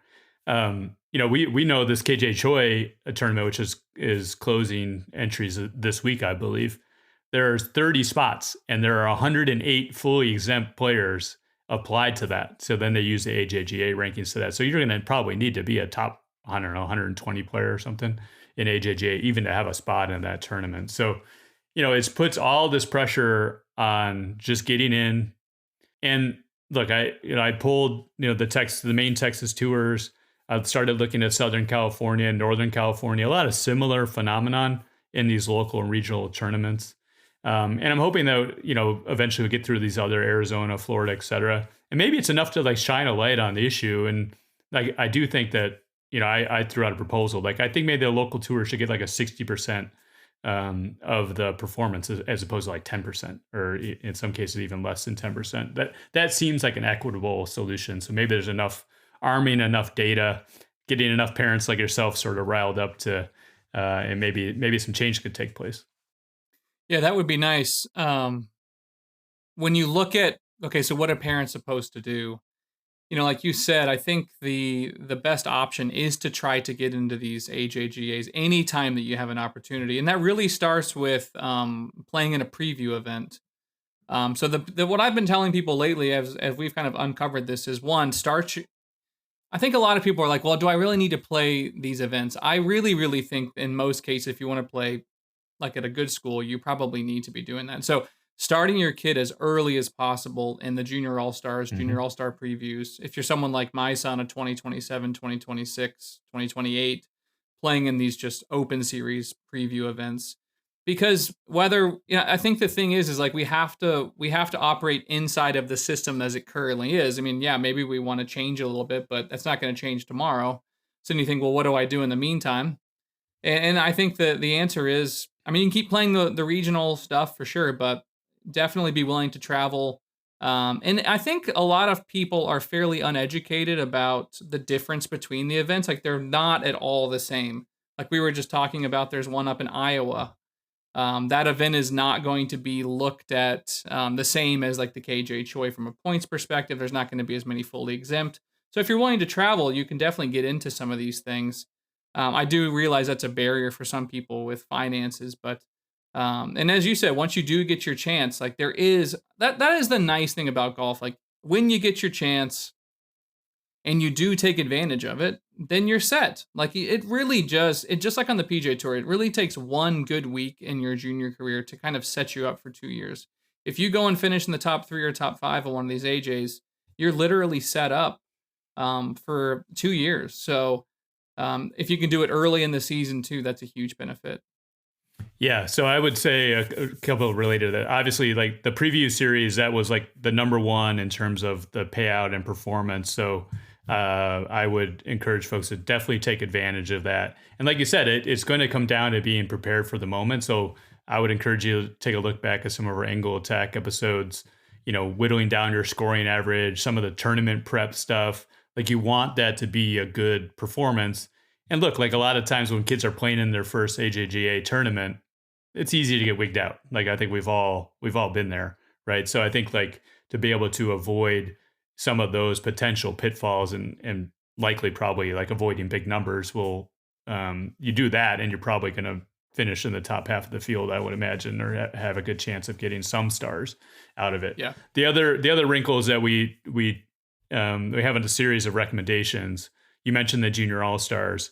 I think the qualifiers before the tournament, even if you don't plan on playing in the tournament, I think can be an easy star, probably an easier star than playing in a local event or a regional tour for sure. And a lot of the junior all-stars, their qualifiers don't fill up. So even if you are in the tournament field, enter the qualifier and use that as your practice round. Yes. The other quick plug that I added was play in the U.S. Junior qualifier. They pay out a couple stars pretty deep into that field. I think top half or top 40% related to that, and that's just a good experience regardless. And there's no downside to doing it. So I think there's a good opportunity to play in your local U.S. Junior qualifier, even if you might be like a year or two early, probably with respect to having a chance of actually qualifying. So yeah, we have got this article on driven.golf. It's called Starbitrage. Really just wanted to highlight this issue because I'm imagining a lot of the listeners, they're either in the same boat that you are, or they have been in the past, or they're about to be.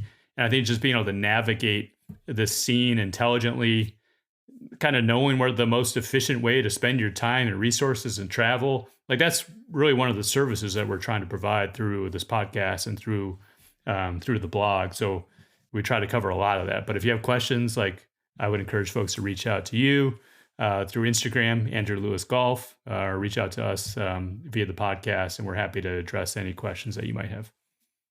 Yeah, that's great too. Quickly, so Cameron has 10 stars. 9 of his were through qualifiers in the U.S. Junior. So he got 1 from playing in the regional stuff. So I would second that. That's what you should do. All right. And then look, if you have success and you get into the next stage where you have options in terms of what tournaments you can pick from, like national tournaments, invitationals. And one of the things I do with Ryan is, again, pulling out the numbers in terms of kind of tiering the categories of junior golf and how many kind of top tier kids are playing in certain events, how many second tier kids are playing in events, and really thinking about the different implications and different wrinkles if you're trying to really build a really strong resume as you move on in the process. I will say, like, the one thing that I probably didn't fully appreciate kind of getting into this journey is that, like, every year is like vastly different from the last. like assuming your kid is continuing to improve, like you're going to want to put those challenges and those higher bars in front of them. And that means probably playing in events that they maybe haven't played in before. So like you always have to have one sort of eye on if you're performing well, like what's the next goal? What's the next obstacle? Like how do I get into that tournament that's going to allow my son or daughter to have that continued improvement, continued sort of heightened competitive environment. And those are the things that really lead to long run development over time. So when I was getting into this, I had no idea that was sort of the case. I just figured like, oh, he's gonna be playing this. We really enjoyed this tournament. We're gonna be playing in it for the next 2 years, and that hasn't really been the case at all. Like you sort of open new doors for yourself.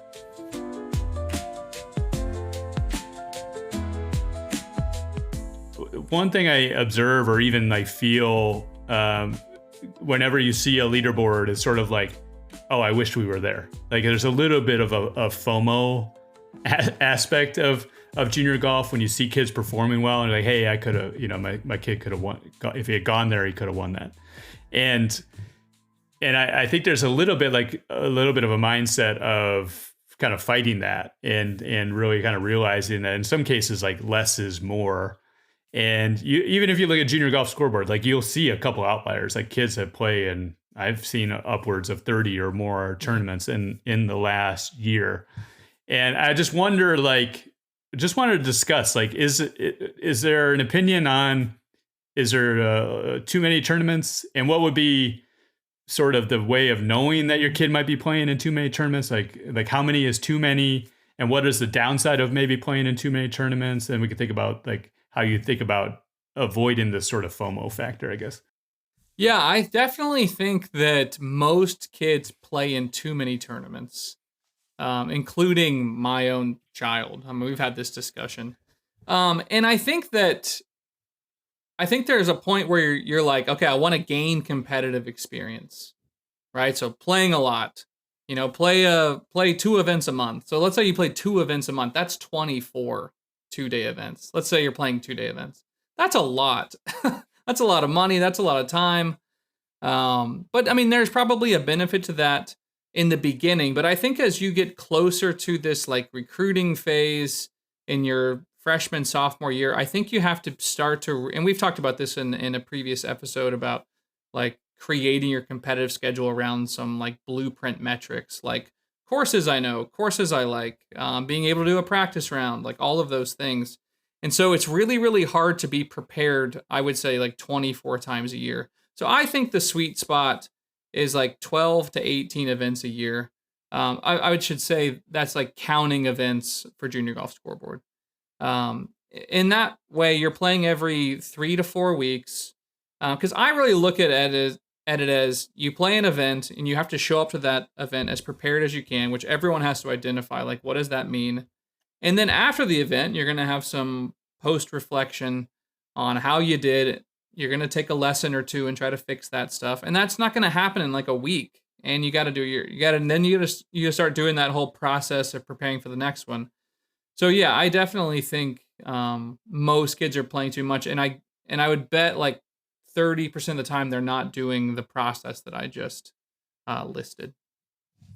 Yeah, I mentioned this in the episode with Ryan, is similar to what you said. I think that there's really kind of 2 aspects when it comes to a tournament. It's like, what do you get out of playing in that tournament itself? They're really just like the competitive experience, as you talked about. The depth of the field, the guys you might be playing with, and maybe there's kids that are ranked ahead of you that you're trying to chase, or maybe you're paired up with them. Like the things that you can get out of just that day-to-day experience. And like you said, the prep and everything that comes out of it. There's also like the doors that tournament might open into other events. Like assuming you perform well, that might open doors and things. So that's something you have to consider. And we talked about that at length in the last episode. I do think the one thing that's maybe overshadowed in all of that is really the reflection. It's like, what can I take into the next tournament? And what has worked for us, I think, is we've really used the stats, as you know, to really kind of fuel that conversation. So if you're moving from one tournament to the next, and just before you can even update your stats or digest the stats, like you haven't really gotten that much out of that tournament, until you really have a time to step back, digest, and reflect, and also use the numbers to figure out, like, okay, let's set up a game plan for the next tournament. So, I think like the question that I've always tried to raise coming out of a tournament is sort of like, what were the takeaways from that tournament? And then, either at the same time of that same conversation, or maybe, sometime later, like what's the mindset going into the next event? And then it's like, how do we bridge that gap? And a lot of times it is the stats, is meeting with you, like that sort of thing. And frankly, that's worked really well. It's funny you mentioned that, because my son just posted his schedule for the year, and I looked at it like, there's only like 13 events, and on the surface it seemed like maybe it was too little, or we were missing something. But like, some of these events are turning into 4-day events. There's some team events that weren't on the calendar, or where you have to leave opportunity for. There's USGA qualifiers. So like when you add up the number of competitive days, and like you said, practice rounds and prep, it's a lot of days, right? And I do think that it can quickly add up. The other thing, like maybe we go here, as a parent of a junior golfer, do we have to be mindful of these telltale signs? Like maybe we're spreading our child too thin? Yeah, for sure. I think there's a lot of things you should pay attention to. One is them like saying, I'm not ready to play in this event. I have had multiple kids tell me to tell their parents, like, hey, can you tell my mom and dad I don't feel ready for this? Whether it's getting new clubs, or they're not hitting it well, or, I mean, the one that I'm paying attention to a lot right now is the weather. The weather being bad. Like if the weather's bad, you know what? The PGA Tour, it looked like yesterday that everyone had, a lot of sun. They weren't wearing jackets. Looked pretty nice. Like PGA Tour doesn't play in bad weather. Like, you talk about Pebble Beach being cold. Like every event right now in North Texas is like 38 and blowing 20. So, I would just be going back to the blueprint. Like there's a recipe for playing good golf. And you got to remember that you're ranked against everyone in the country. So, you need to take that into consideration. Like I should be, when I tee it up, for the most part, things need to be aligned how I want them to be. And at the end of the day, if you and your team don't feel ready to play an event, it is totally fine. Like eat the cost. It's much more of a cost to go to an event and play bad than it is to like eat the $270 or whatever it costs to play that event.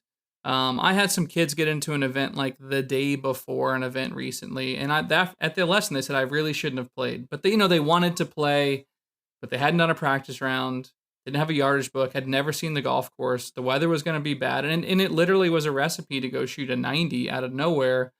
And so but I think that those things take a lot of maturity. To say, no, I'm not going to play, I'm going to wait.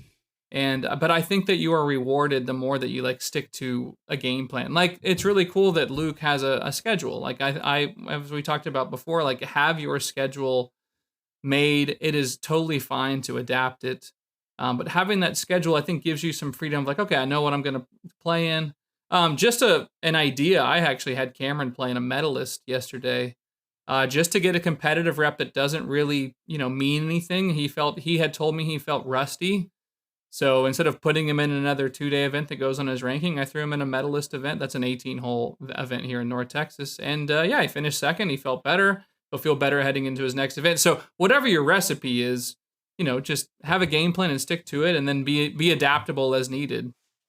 Yeah. And I would say, like you said, maturity. I think it takes a level of maturity on the parents' side too, because like I said, you are fighting this, looking at the rankings, looking at what other kids are doing, what they're playing in, like wondering what like the trajectory that your son or daughter is in relative to their peers. It might be progressing faster or slower or what have you. Like everybody needs to run their own race, and it may be on a different timeline. And I think like you have to sort of like free yourself from that FOMO, honestly. And I can tell you, like, it can be extremely liberating. The one thing like that I've maybe realized through this journey, and look, I've I probably made every mistake as a golf parent possible. So I'm not saying that I've got this all figured out. But one of the most eye-opening experiences, like when you can really just like let go of the performance and not have it mean everything. One of the things that as your son or daughter progresses, it feels like every tournament means that much more. Like if it's going in their direction, like you're going to be playing in what is probably like the biggest event you've ever played in, right? And if they continue to progress, like you're going to open doors, and all of a sudden you're going to be in a tournament that's also the biggest tournament they're ever going to play in, or the most important tournament they're ever going to play in. But the eye-opening thing is like, to me, is if you have that mindset that are all these tournaments matter, it's almost like none of them matter. And like you said, then you can become process oriented, which is like, I'm going to control what I can control. I can't control what other parents and other kids are doing. All I can prepare for is like, this is a tournament we have on our calendar. It's 3-4 weeks away. What can I do to help my son or daughter prepare for that tournament so they have the best chance to play? And I think if you attack it with that sort of mindset, your child observes that, and they can also sort of attack it with that sort of mindset. And all of a sudden they're not putting any sort of outside pressure on their performance, or they're not going there thinking like, oh, you're making it something other than what it is. They can just go and play golf, and they can just, at that time, like you can just live with the outcome. It's like, I've done everything I can to play my best, and maybe it didn't turn out great. Maybe it did, but like, you know that you did everything you could. So I think that's been really, really helpful, sort of honestly, in my journey, and just being real with you guys through this landscape. And it has really been pretty eye-opening over these last couple of years. Yeah, I think a lot of parents and kids that I have these conversations with about what you're talking about, a lot of them be like, well, I don't want to overthink it. And I don't want to put more pressure on myself. And if I take a break, for a month, I think I'm going to get rusty or whatever. You can't, we've talked about this before, you can't avoid, the inevitable of coaches look at rankings. You're going to have to play well under pressure. You not thinking about it or avoiding it is maybe that makes you feel better. But in general, like, it's okay to have these conversations and make a plan. Like, making a plan sets you up for the most success that you could have. And so if you haven't done that, I mean, we're still very early in the year. Most of the AJGA schedule is really not out. Spring events are just now opening, probably in most places across the country. Like, get your schedule done, get your plan as best you can, narrow that down. I think the other thing that, speaking to like you and Luke, like your level of planning has had to get much, much better as most things are out of town. And you're really just developing a more like clean way of what does the process actually look like. It's a little bit different than like, playing Texas Rangers on a weekend, when you're planning for like the US Junior, at Oakland Hills in Michigan, like that, that really takes a lot of thought. So I think getting in the habit of like having that plan locally is going to be easier when you do actually start, traveling for this stuff, which most kids that are sophomores are going to be traveling at some point, even if they're like a fairly average player. Yeah. Yeah. So we're trying to get real with some of the advice and some of the parent talk. I would say, like, if set up a plan, but also don't be afraid to deviate from that plan as necessary. Cause like your kid may play really well and open a bunch of doors, or like you may need to pivot. Like you had, so like we talked about an A plan and a B plan. Yep. Just know what the nuances are, know what the wrinkles are, and be able to pivot. And I would say, like, also communicate with your child. It's okay to pivot. Like, it is okay to hit the reset button if you feel like going into events, you're not feeling it. And I think that they need to know that they have your blessing and your permission to pivot where necessary. And you're valuing sort of where they are mentally, where they are physically, like you're on their side. And I think sometimes this relationship can be viewed as maybe adversarial, or, kids really want to please their parents or whatever the case may be. But, I think that we're doing this out of love, that we're doing this but maybe it doesn't always come across that way. So I think that we need to be super mindful of, of that, how we act as golf parents, for sure. Yeah, that's great. That's awesome.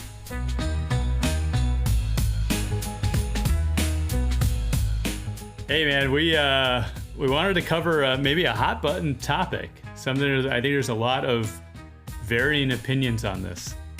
When I was coming up through the game, you played high school golf. That's what you did. That was your showcase. That's what opened up opportunities for people, hypothetically, not myself.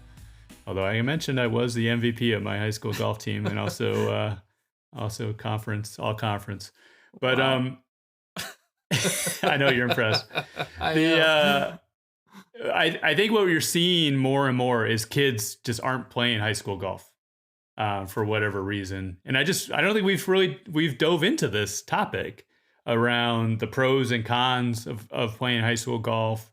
When might you when might you consider not playing high school golf? Because that's probably a little bit countercultural even in this day and age.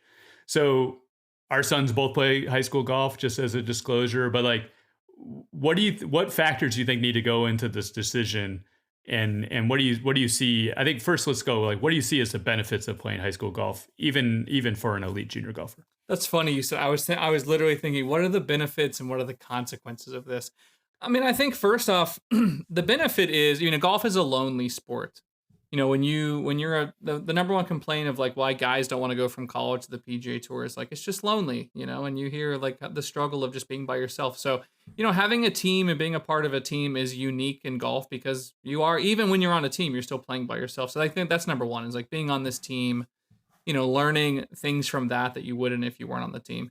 Two is the competitive nature of, qualifying, playing, team events. I think of them, especially for competitive, like elite competitive juniors, they're free reps, especially this time of year when high school golf has started and you're not necessarily playing a lot of, outside of school events. It's nice to have those reps just to kind of go play 18 or 36 holes. And the other thing is since a lot of the kids do play high school golf, you're actually playing against some really good competition because they don't necessarily count against your ranking. So you actually have like better fields at districts and regionals and states that a lot of times you won't have in these junior events. Other than that, I think that the other benefit is when you are doing qualifying, like you're having to, especially if you're like the fourth or fifth best guy, like you're having to learn like how to make the squad, which is probably the hardest part of like the transition to college golf. So that is different than like tournament golf because I think qualifying, especially when you get to college, is probably the hardest part. It's not actually like the tournament. It's can I actually make the traveling team? I think those are the benefits. I think anything to add there, Jim, on what you see as a benefit? Yeah, I think like even for an elite golfer, say if you're on it and the competition isn't quite as strong, I view it as an opportunity to try to go really, really, really low. You're probably not going to be flirting, 62 or below in an AJGA event. I know it happens from time to time, but I always tell my son, like, go out. It's like maybe today's the day you shoot 59. I don't know. Like if you go out this attack, this mindset. The other thing is like honestly, a lot of these high school courses that they play at aren't super nice. You can get bad bounces. You can get like, I'm an architecture snob. Like you can get architorture, we call it, just like holes that don't make any sense. And you have to deal with that, right? Yeah. So there's a bit when you're playing in high school tournaments because of the conditions and because of some of the strange holes, it sort of compresses the field. So you do have this heightened pressure of like, I'm expected to win. You have maybe these quirky courses where really anybody could win. So how do you still perform in that environment where everybody's expecting you to win? Like you have there's no real upside. If you don't win, everyone's like, well, what happened to that kid? Like, well, maybe, you had three putts on these bumpy greens or whatever the case may be. Like you have to figure out a way. And I think that's the great thing about the game is like the game of golf basically is figuring out how to get the ball in the hole. Like no one's really going to feel sorry for yourself, and the game doesn't really owe you anything from that perspective. So I think it's a good way to overcome sort of, especially if you're playing elite high level junior golf, you're playing on some really nice courses. Like you can maybe take that for granted. I think the high school golf really provides some of that grounding. I think that the game should provide some of that humble pie from time to time. Yeah, for sure. Let's jump into the not they're not positives. And I'm struggling to think about what I want to say here because I mean, listen, I think high school coaches are great. And I think a majority of them run their programs great. I think what kids run into is when they have a high school coach that thinks a little bit too highly of themselves or like their role in this the individual's like sphere of influence to where they start controlling their schedule so much they can't ever do lessons. They want to prioritize high school events over like major junior tournaments.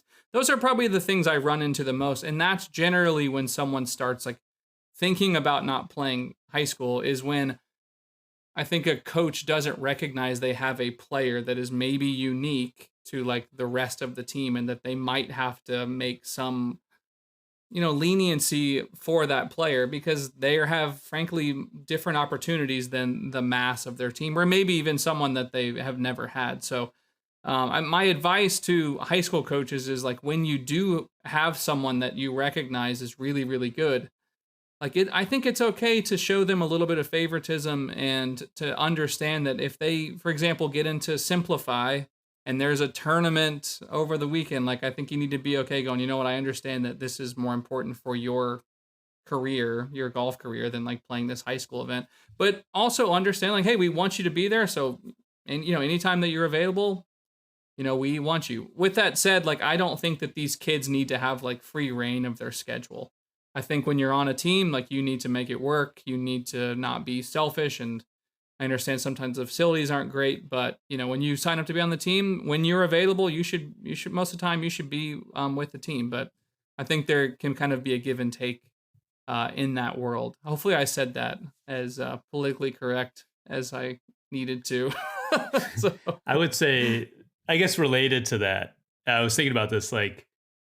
If a high school coach has a kid who goes on to do big things, either in college or even maybe in professional golf, how much do you think that coach is going to be bragging that this kid came through my program, right? So I think setting up the kid for success longer term helps the coach's resume, helps the program's resume. I think if you leave that kid on good terms with the program, that can come back to help the program in other ways. Like think about a kid coming back and talking to a current team like 5 years later, 6 years later about what it takes and the level of dedication it takes to play high D1 golf or even professional golf. Giving back to the program in other ways. Like I think that there's a bigger thing at play here that hopefully coaches are recognizing and seeing if they bend over a little backwards to help that kid out or maybe be a little bit more flexible around the schedule. And also I think like just recognizing the landscape around junior golf has changed over the last like probably 15, 20 years where these national events, these travel tournaments, AJGA tournaments are really, really the avenue to college golf. Performing well in high school can get you noticed by coaches, especially in higher profile events like the state tournament, et cetera. But they want to see these kids perform on a grander stage against national kids as well. So that's the only piece that I would say. And then one other thing, I think the other aspect, you said just like being part of a team, that is sort of a preview for, what's going on in college. I would also say like being a leader.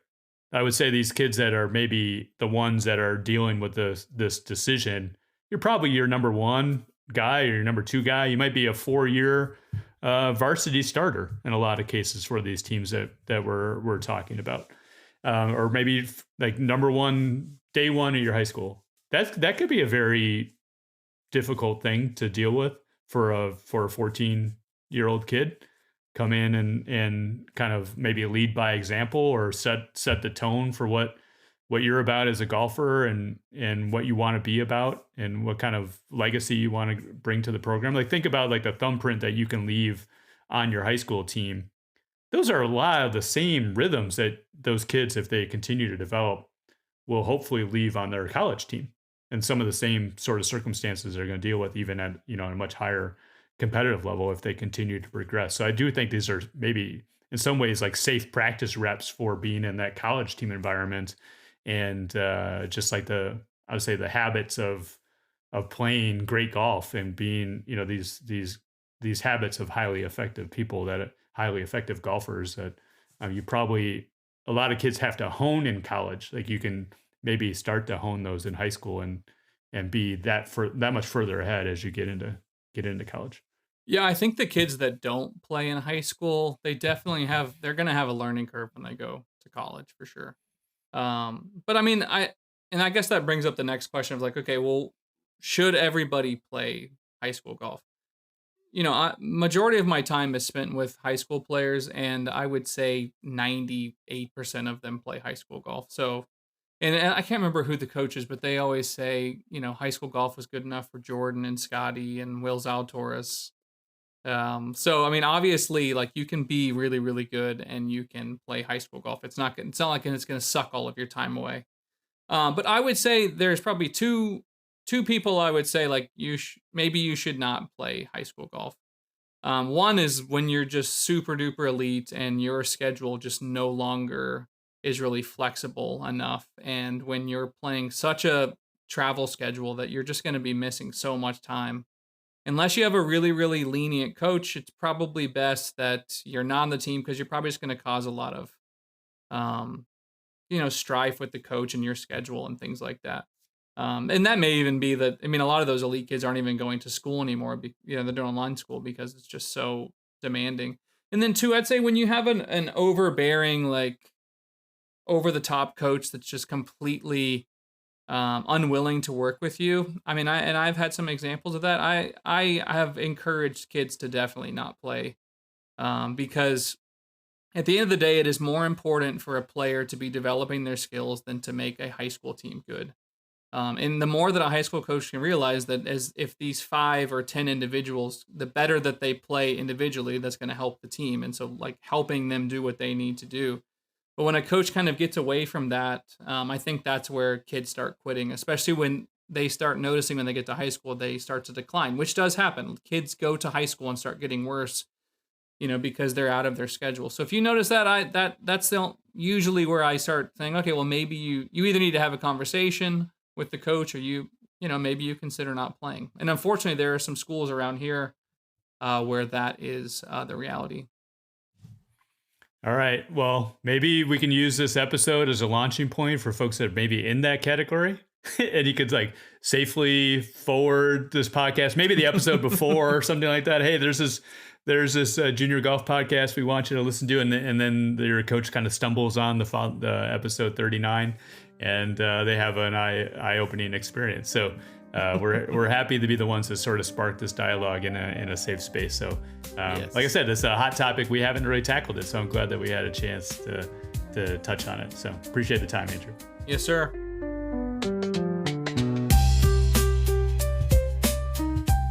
Wanted to tackle this topic. I've been thinking about it. We're sort of early on in the PGA Tour season.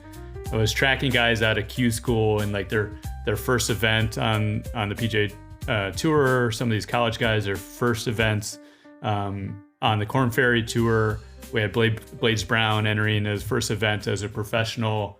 You can extrapolate sort of that topic even broader, even in this junior golf landscape of guys like maybe playing in their first AJGA event or playing in their first, big national invitational or maybe amateur event. Like there's a learning curve, I think, anytime that you level up. And I think that what I'm just calling them like rookie mistakes, there's like these pitfalls and traps that kids and amateurs and even pros are maybe constantly running into. And in the meantime, like they still are trying to perform against guys that have been there before. So I'm wondering if there's a way to think about like what are some of these common pitfalls, and then we can get into like, are there ways to maybe avoid them so you have the best chance of success when you're first kind of leveling up? Yeah, I think number one is like let's just think about like a PGA Tour player. When you're on your rookie season, you're going and playing all these places for like the first time. And you're having to play against all these guys that know these courses, their caddies know it. I mean, hopefully you have a caddy that, has some knowledge of it.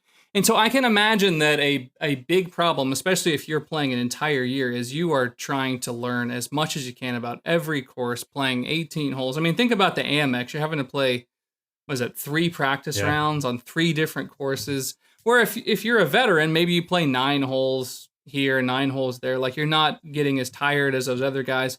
And so I think what happens in general with like a PGA Tour rookie is you just, and when we talked about to Raul last year, I felt like he was kind of exhausted, just as you're not making a ton of cuts maybe, and you're having to put in more effort than the average guy because you just don't know these courses as well.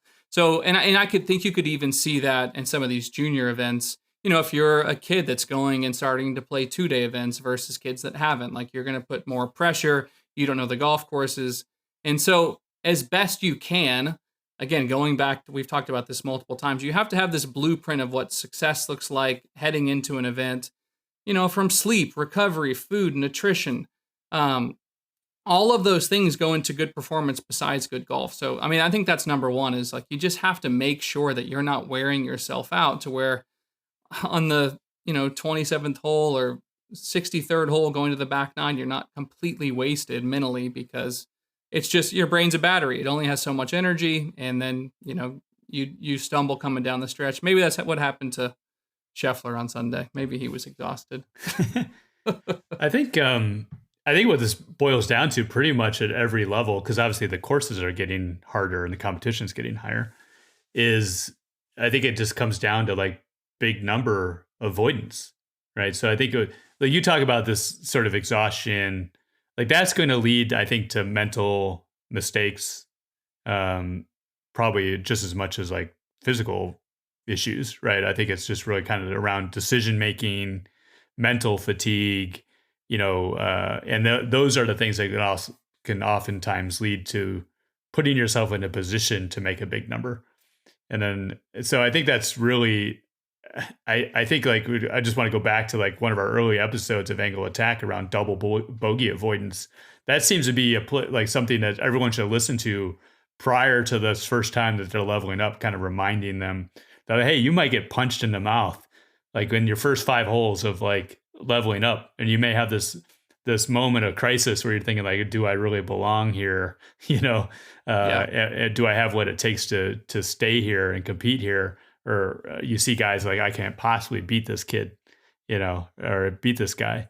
And you need to just kind of keep chipping away at it. And you realize like, hey, I belong, like you said, these things that you can control, just realizing that you can compete, and maybe letting go of some of these other things, making it like not making it mean more than what it is. Like these are difficult things to solve for, but I think once you get there, like if it all goes well, like you sort of realize that you're there, that you belong there, then you're able to compete with the best golfers, and then you move on to the next stage. And like that's a lot what this junior and amateur golf landscape looks like, is like you just keep on, you keep on leveling up. So anything related to like from a golf prep or golf skill standpoint that really helps avoid the these rookie mistakes? Yeah, and this isn't specific to the PGA Tour. I think it's when guys go to college or when they get to high school. We reach these levels and then we think, now I need to develop this skill. Or you go play practice rounds, or you play with one of the top players in the world. You just go, they hit a 2-iron so much better than I do, or they hit it so much higher than I do, or they have so much better putting than I do. They have a broomstick putter. I need to get a broomstick putter. And so you just start, you lose your conviction of like, honestly, like how I got to this point, and you basically start changing everything. And not everything, but I think the more that you realize what makes you good and like your individuality, and that you're not going to look like everybody else, and that your skill set has a certain blueprint of how it's going to win or perform well. And it's not going to look like if you're 5'6" with 165 ball speed, but you're trying to be Rory, like that's just not going to happen. Like that's not how you got to the PGA Tour. So that doesn't need to be some focus. Speaking back to Raul, right? He gets on the PGA Tour. What did he start doing? He started doing speed training. I don't think he had done speed training prior to that. If he had, he didn't mention it, because it's like, man, these guys hit it really far. Like I better hit it further. And so not that that's a bad thing, but like it's easy once you level up to just start questioning everything. So I think, is there a healthy level of questioning that has to happen? Probably. Yeah. Like going back to talking about a reflective state, like I should be reflecting on my golf game? What's not good enough to like be able to stay on the PGA Tour? Or if I'm not making qualifying at my college or my high school team, obviously something has to change.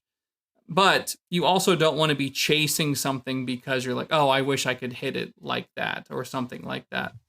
That's probably the biggest pitfall I see. Like when people come to me and say, I need to do this or I need to do that better, it's not necessarily born out of their performance as much as they just desire for something else.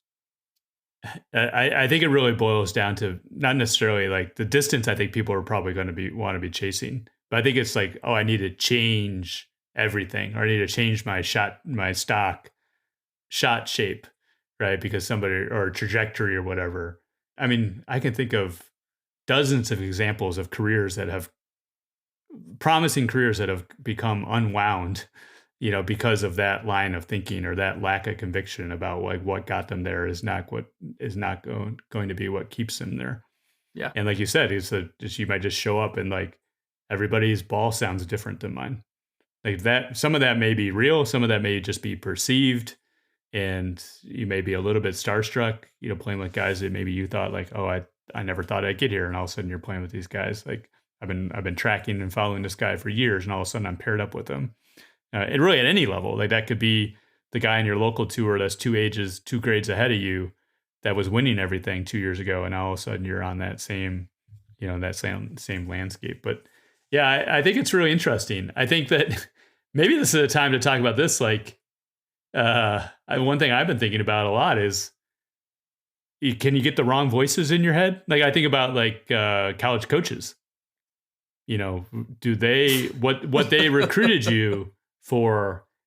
Do they truly believe it? Like that's what's going to continue to make you great, or do they have some may have a tendency to be a little bit meddlesome, right? So I think that even like, especially the college, because like you're being thrust in this position where you are playing with and every day being surrounded by 8 or 9, super competitive, high level golfers, many of which are maybe better than you when you show up at campus. Like, how do you navigate that? That seems like a potential pitfall for sure.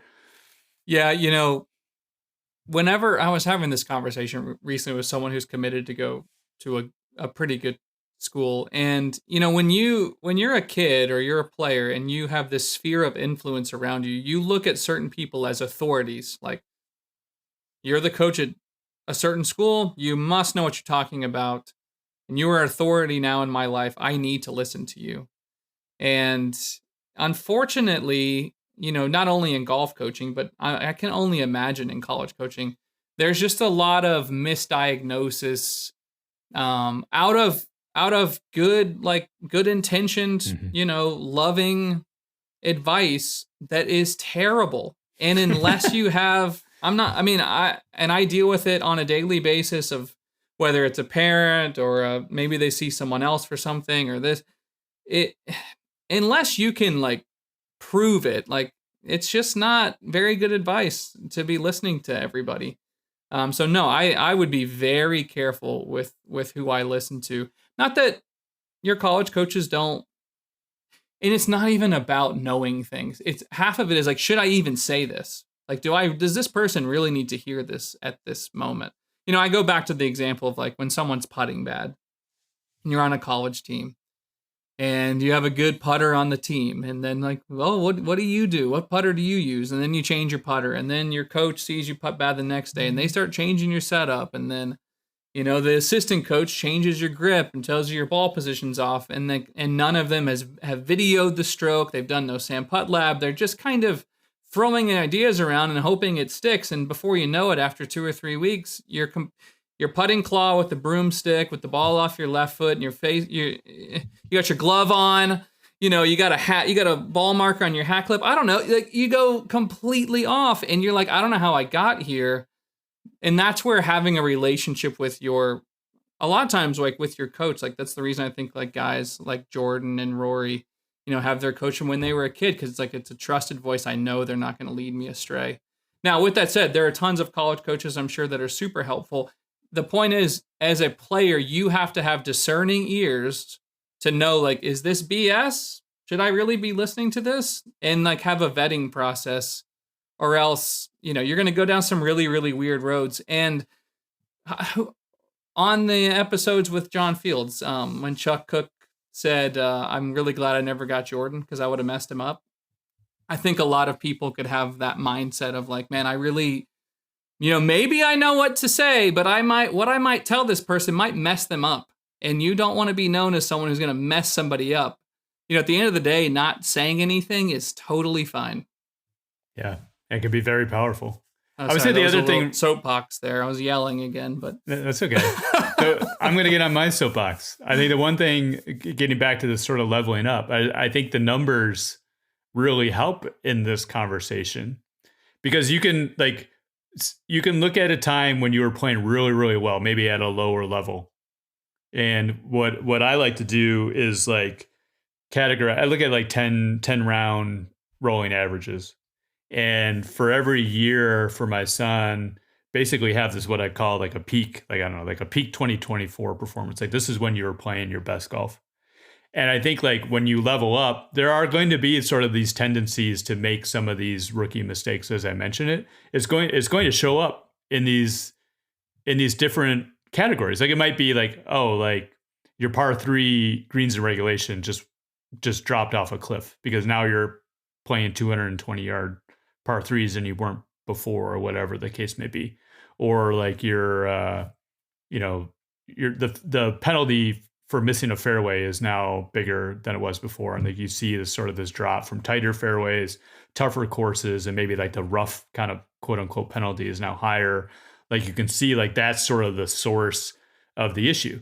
So I think it allows that opportunity to take an objective look at what's going on with this transition. And if like you said, the coach or maybe this trusted sources, if they're kind of speaking truth through the numbers and is supported by the numbers, that can help vet it, right? If they're trying to throw something to see if it sticks, but it isn't really consistent with what the numbers are saying, like maybe that gives you a lens to kind of view it, and also like an opportunity to just have sort of like a safe, objective conversation, with your coach, maybe if you disagree with them, right? Because something doesn't line up. It isn't just like your opinion versus mine, or I'm being defiant or defensive, whatever the case may be. So I think there's a lot of truth in the numbers, and I think that only happens if you start tracking it. I think you want to be tracking it when you're playing well. You want to be tracking it when you're making this sort of leap to see like, is this transition happening as you expected? I think like we're just kind of starting the year here. Like when you start a year, like getting a sense of like, how is this year trending? Is there something that maybe we lost? A lot of times you're sort of leveling up with the years as well. So I think that's a really good opportunity, and maybe just a way to sort of attack this in a way that's kind of pointing everybody in the same direction. Yeah, the only thing that I would add is I think it's tempting when you're playing a lot, whether that's on the PGA Tour or in college or junior golf. If you're changing things day to day, because like yesterday I was hitting it like this and today I'm hitting it like this, and like you're constantly trying to fix that versus like things are relatively the same. Like I'm trying to keep things relatively the same and simple. I don't think you'll have as much variance. I think whenever someone's playing bad, like they're so quick to want to change a lot of things, versus I'm sure that their swing thoughts or their processes were the same last week and they were hitting it well. Just for whatever reason, something's just a touch off. Most of the time it's like 95% there. It's just that little 5% could be. I mean, honestly, when someone's setup changes, the ball flight changes a ton, but we start changing our swing because the ball flight's different. Yet I moved my ball forward, I didn't recognize it, which goes back to my process I didn't check that. I didn't check my alignment. I didn't check my grip. I mean, the beauty of someone like Scheffler checking the little things is I think the reason the big things don't change. So, like the more that like what you're looking for day in, day out, I don't think you have these, big ups and downs in your performance, which then hopefully leads to you just feeling more steady. Yeah. Like we've heard from time and time again, success leaves clues. We heard that in this episode actually with Coach Limbaugh. And you mentioned some guys, right, that have been with their instructors for a while, and like Scotty Scheffler, I think is a perfect example of someone who truly sticks with his process, this very well honed process. I don't think he is going to sway with the wind. No. So he always kind of brings it back to the roots. So with that, I think this is hopefully a helpful episode for folks to help with that transition, help with sort of the culture shock, sort of say, of kind of leveling up and getting adjusted to a new level of competition, like get back to sort of the truths and the fundamentals and the things that made you really great. And a quick plug to use the numbers to help and guide in that process. So if folks have any questions, they can reach out to you, Andrew Lewis Golf on Instagram, and A Lewis Golf on YouTube. So really appreciate the time, Andrew. Absolutely. All right, thanks all.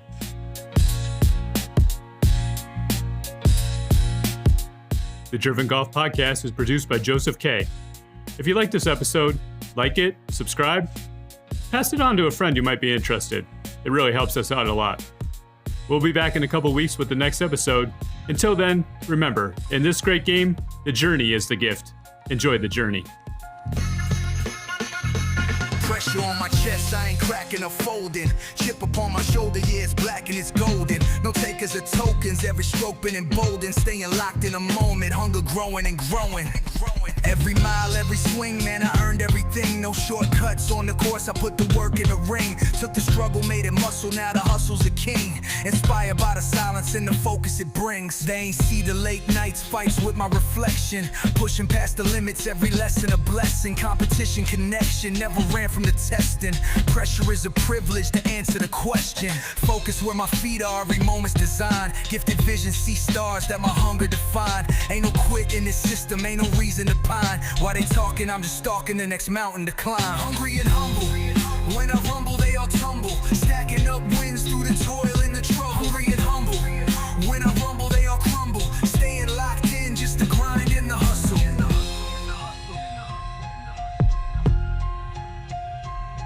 Staying locked in just to grind in the hustle. I recall the withdrawals when the struggle was real. Kept my balance through the malice, every step is a deal. No excuses, only users, gotta sharpen the steel. Every putt, draw a cut, man, it's part of the thrill. I've been drafting, crafting habits while they snapping away. In the silence, that's where giants learn to sharpen the play. Finding clues in every failure, turning losses to pay. Had to carve within the margins while they drifted astray. Like a middle child, yeah, I fight to be seen. Earn my stripes in the trenches, let it fuel up the dream. Took the lessons from my father, kept it sharp and it clean. While they flexing for the cameras, I've been working unseen. Hungry and humble, when I rumble, they all tumble. Stacking up wins through the toil and the trouble. Hungry and humble, when I rumble, they all crumble. Staying locked in just to grind and the hustle.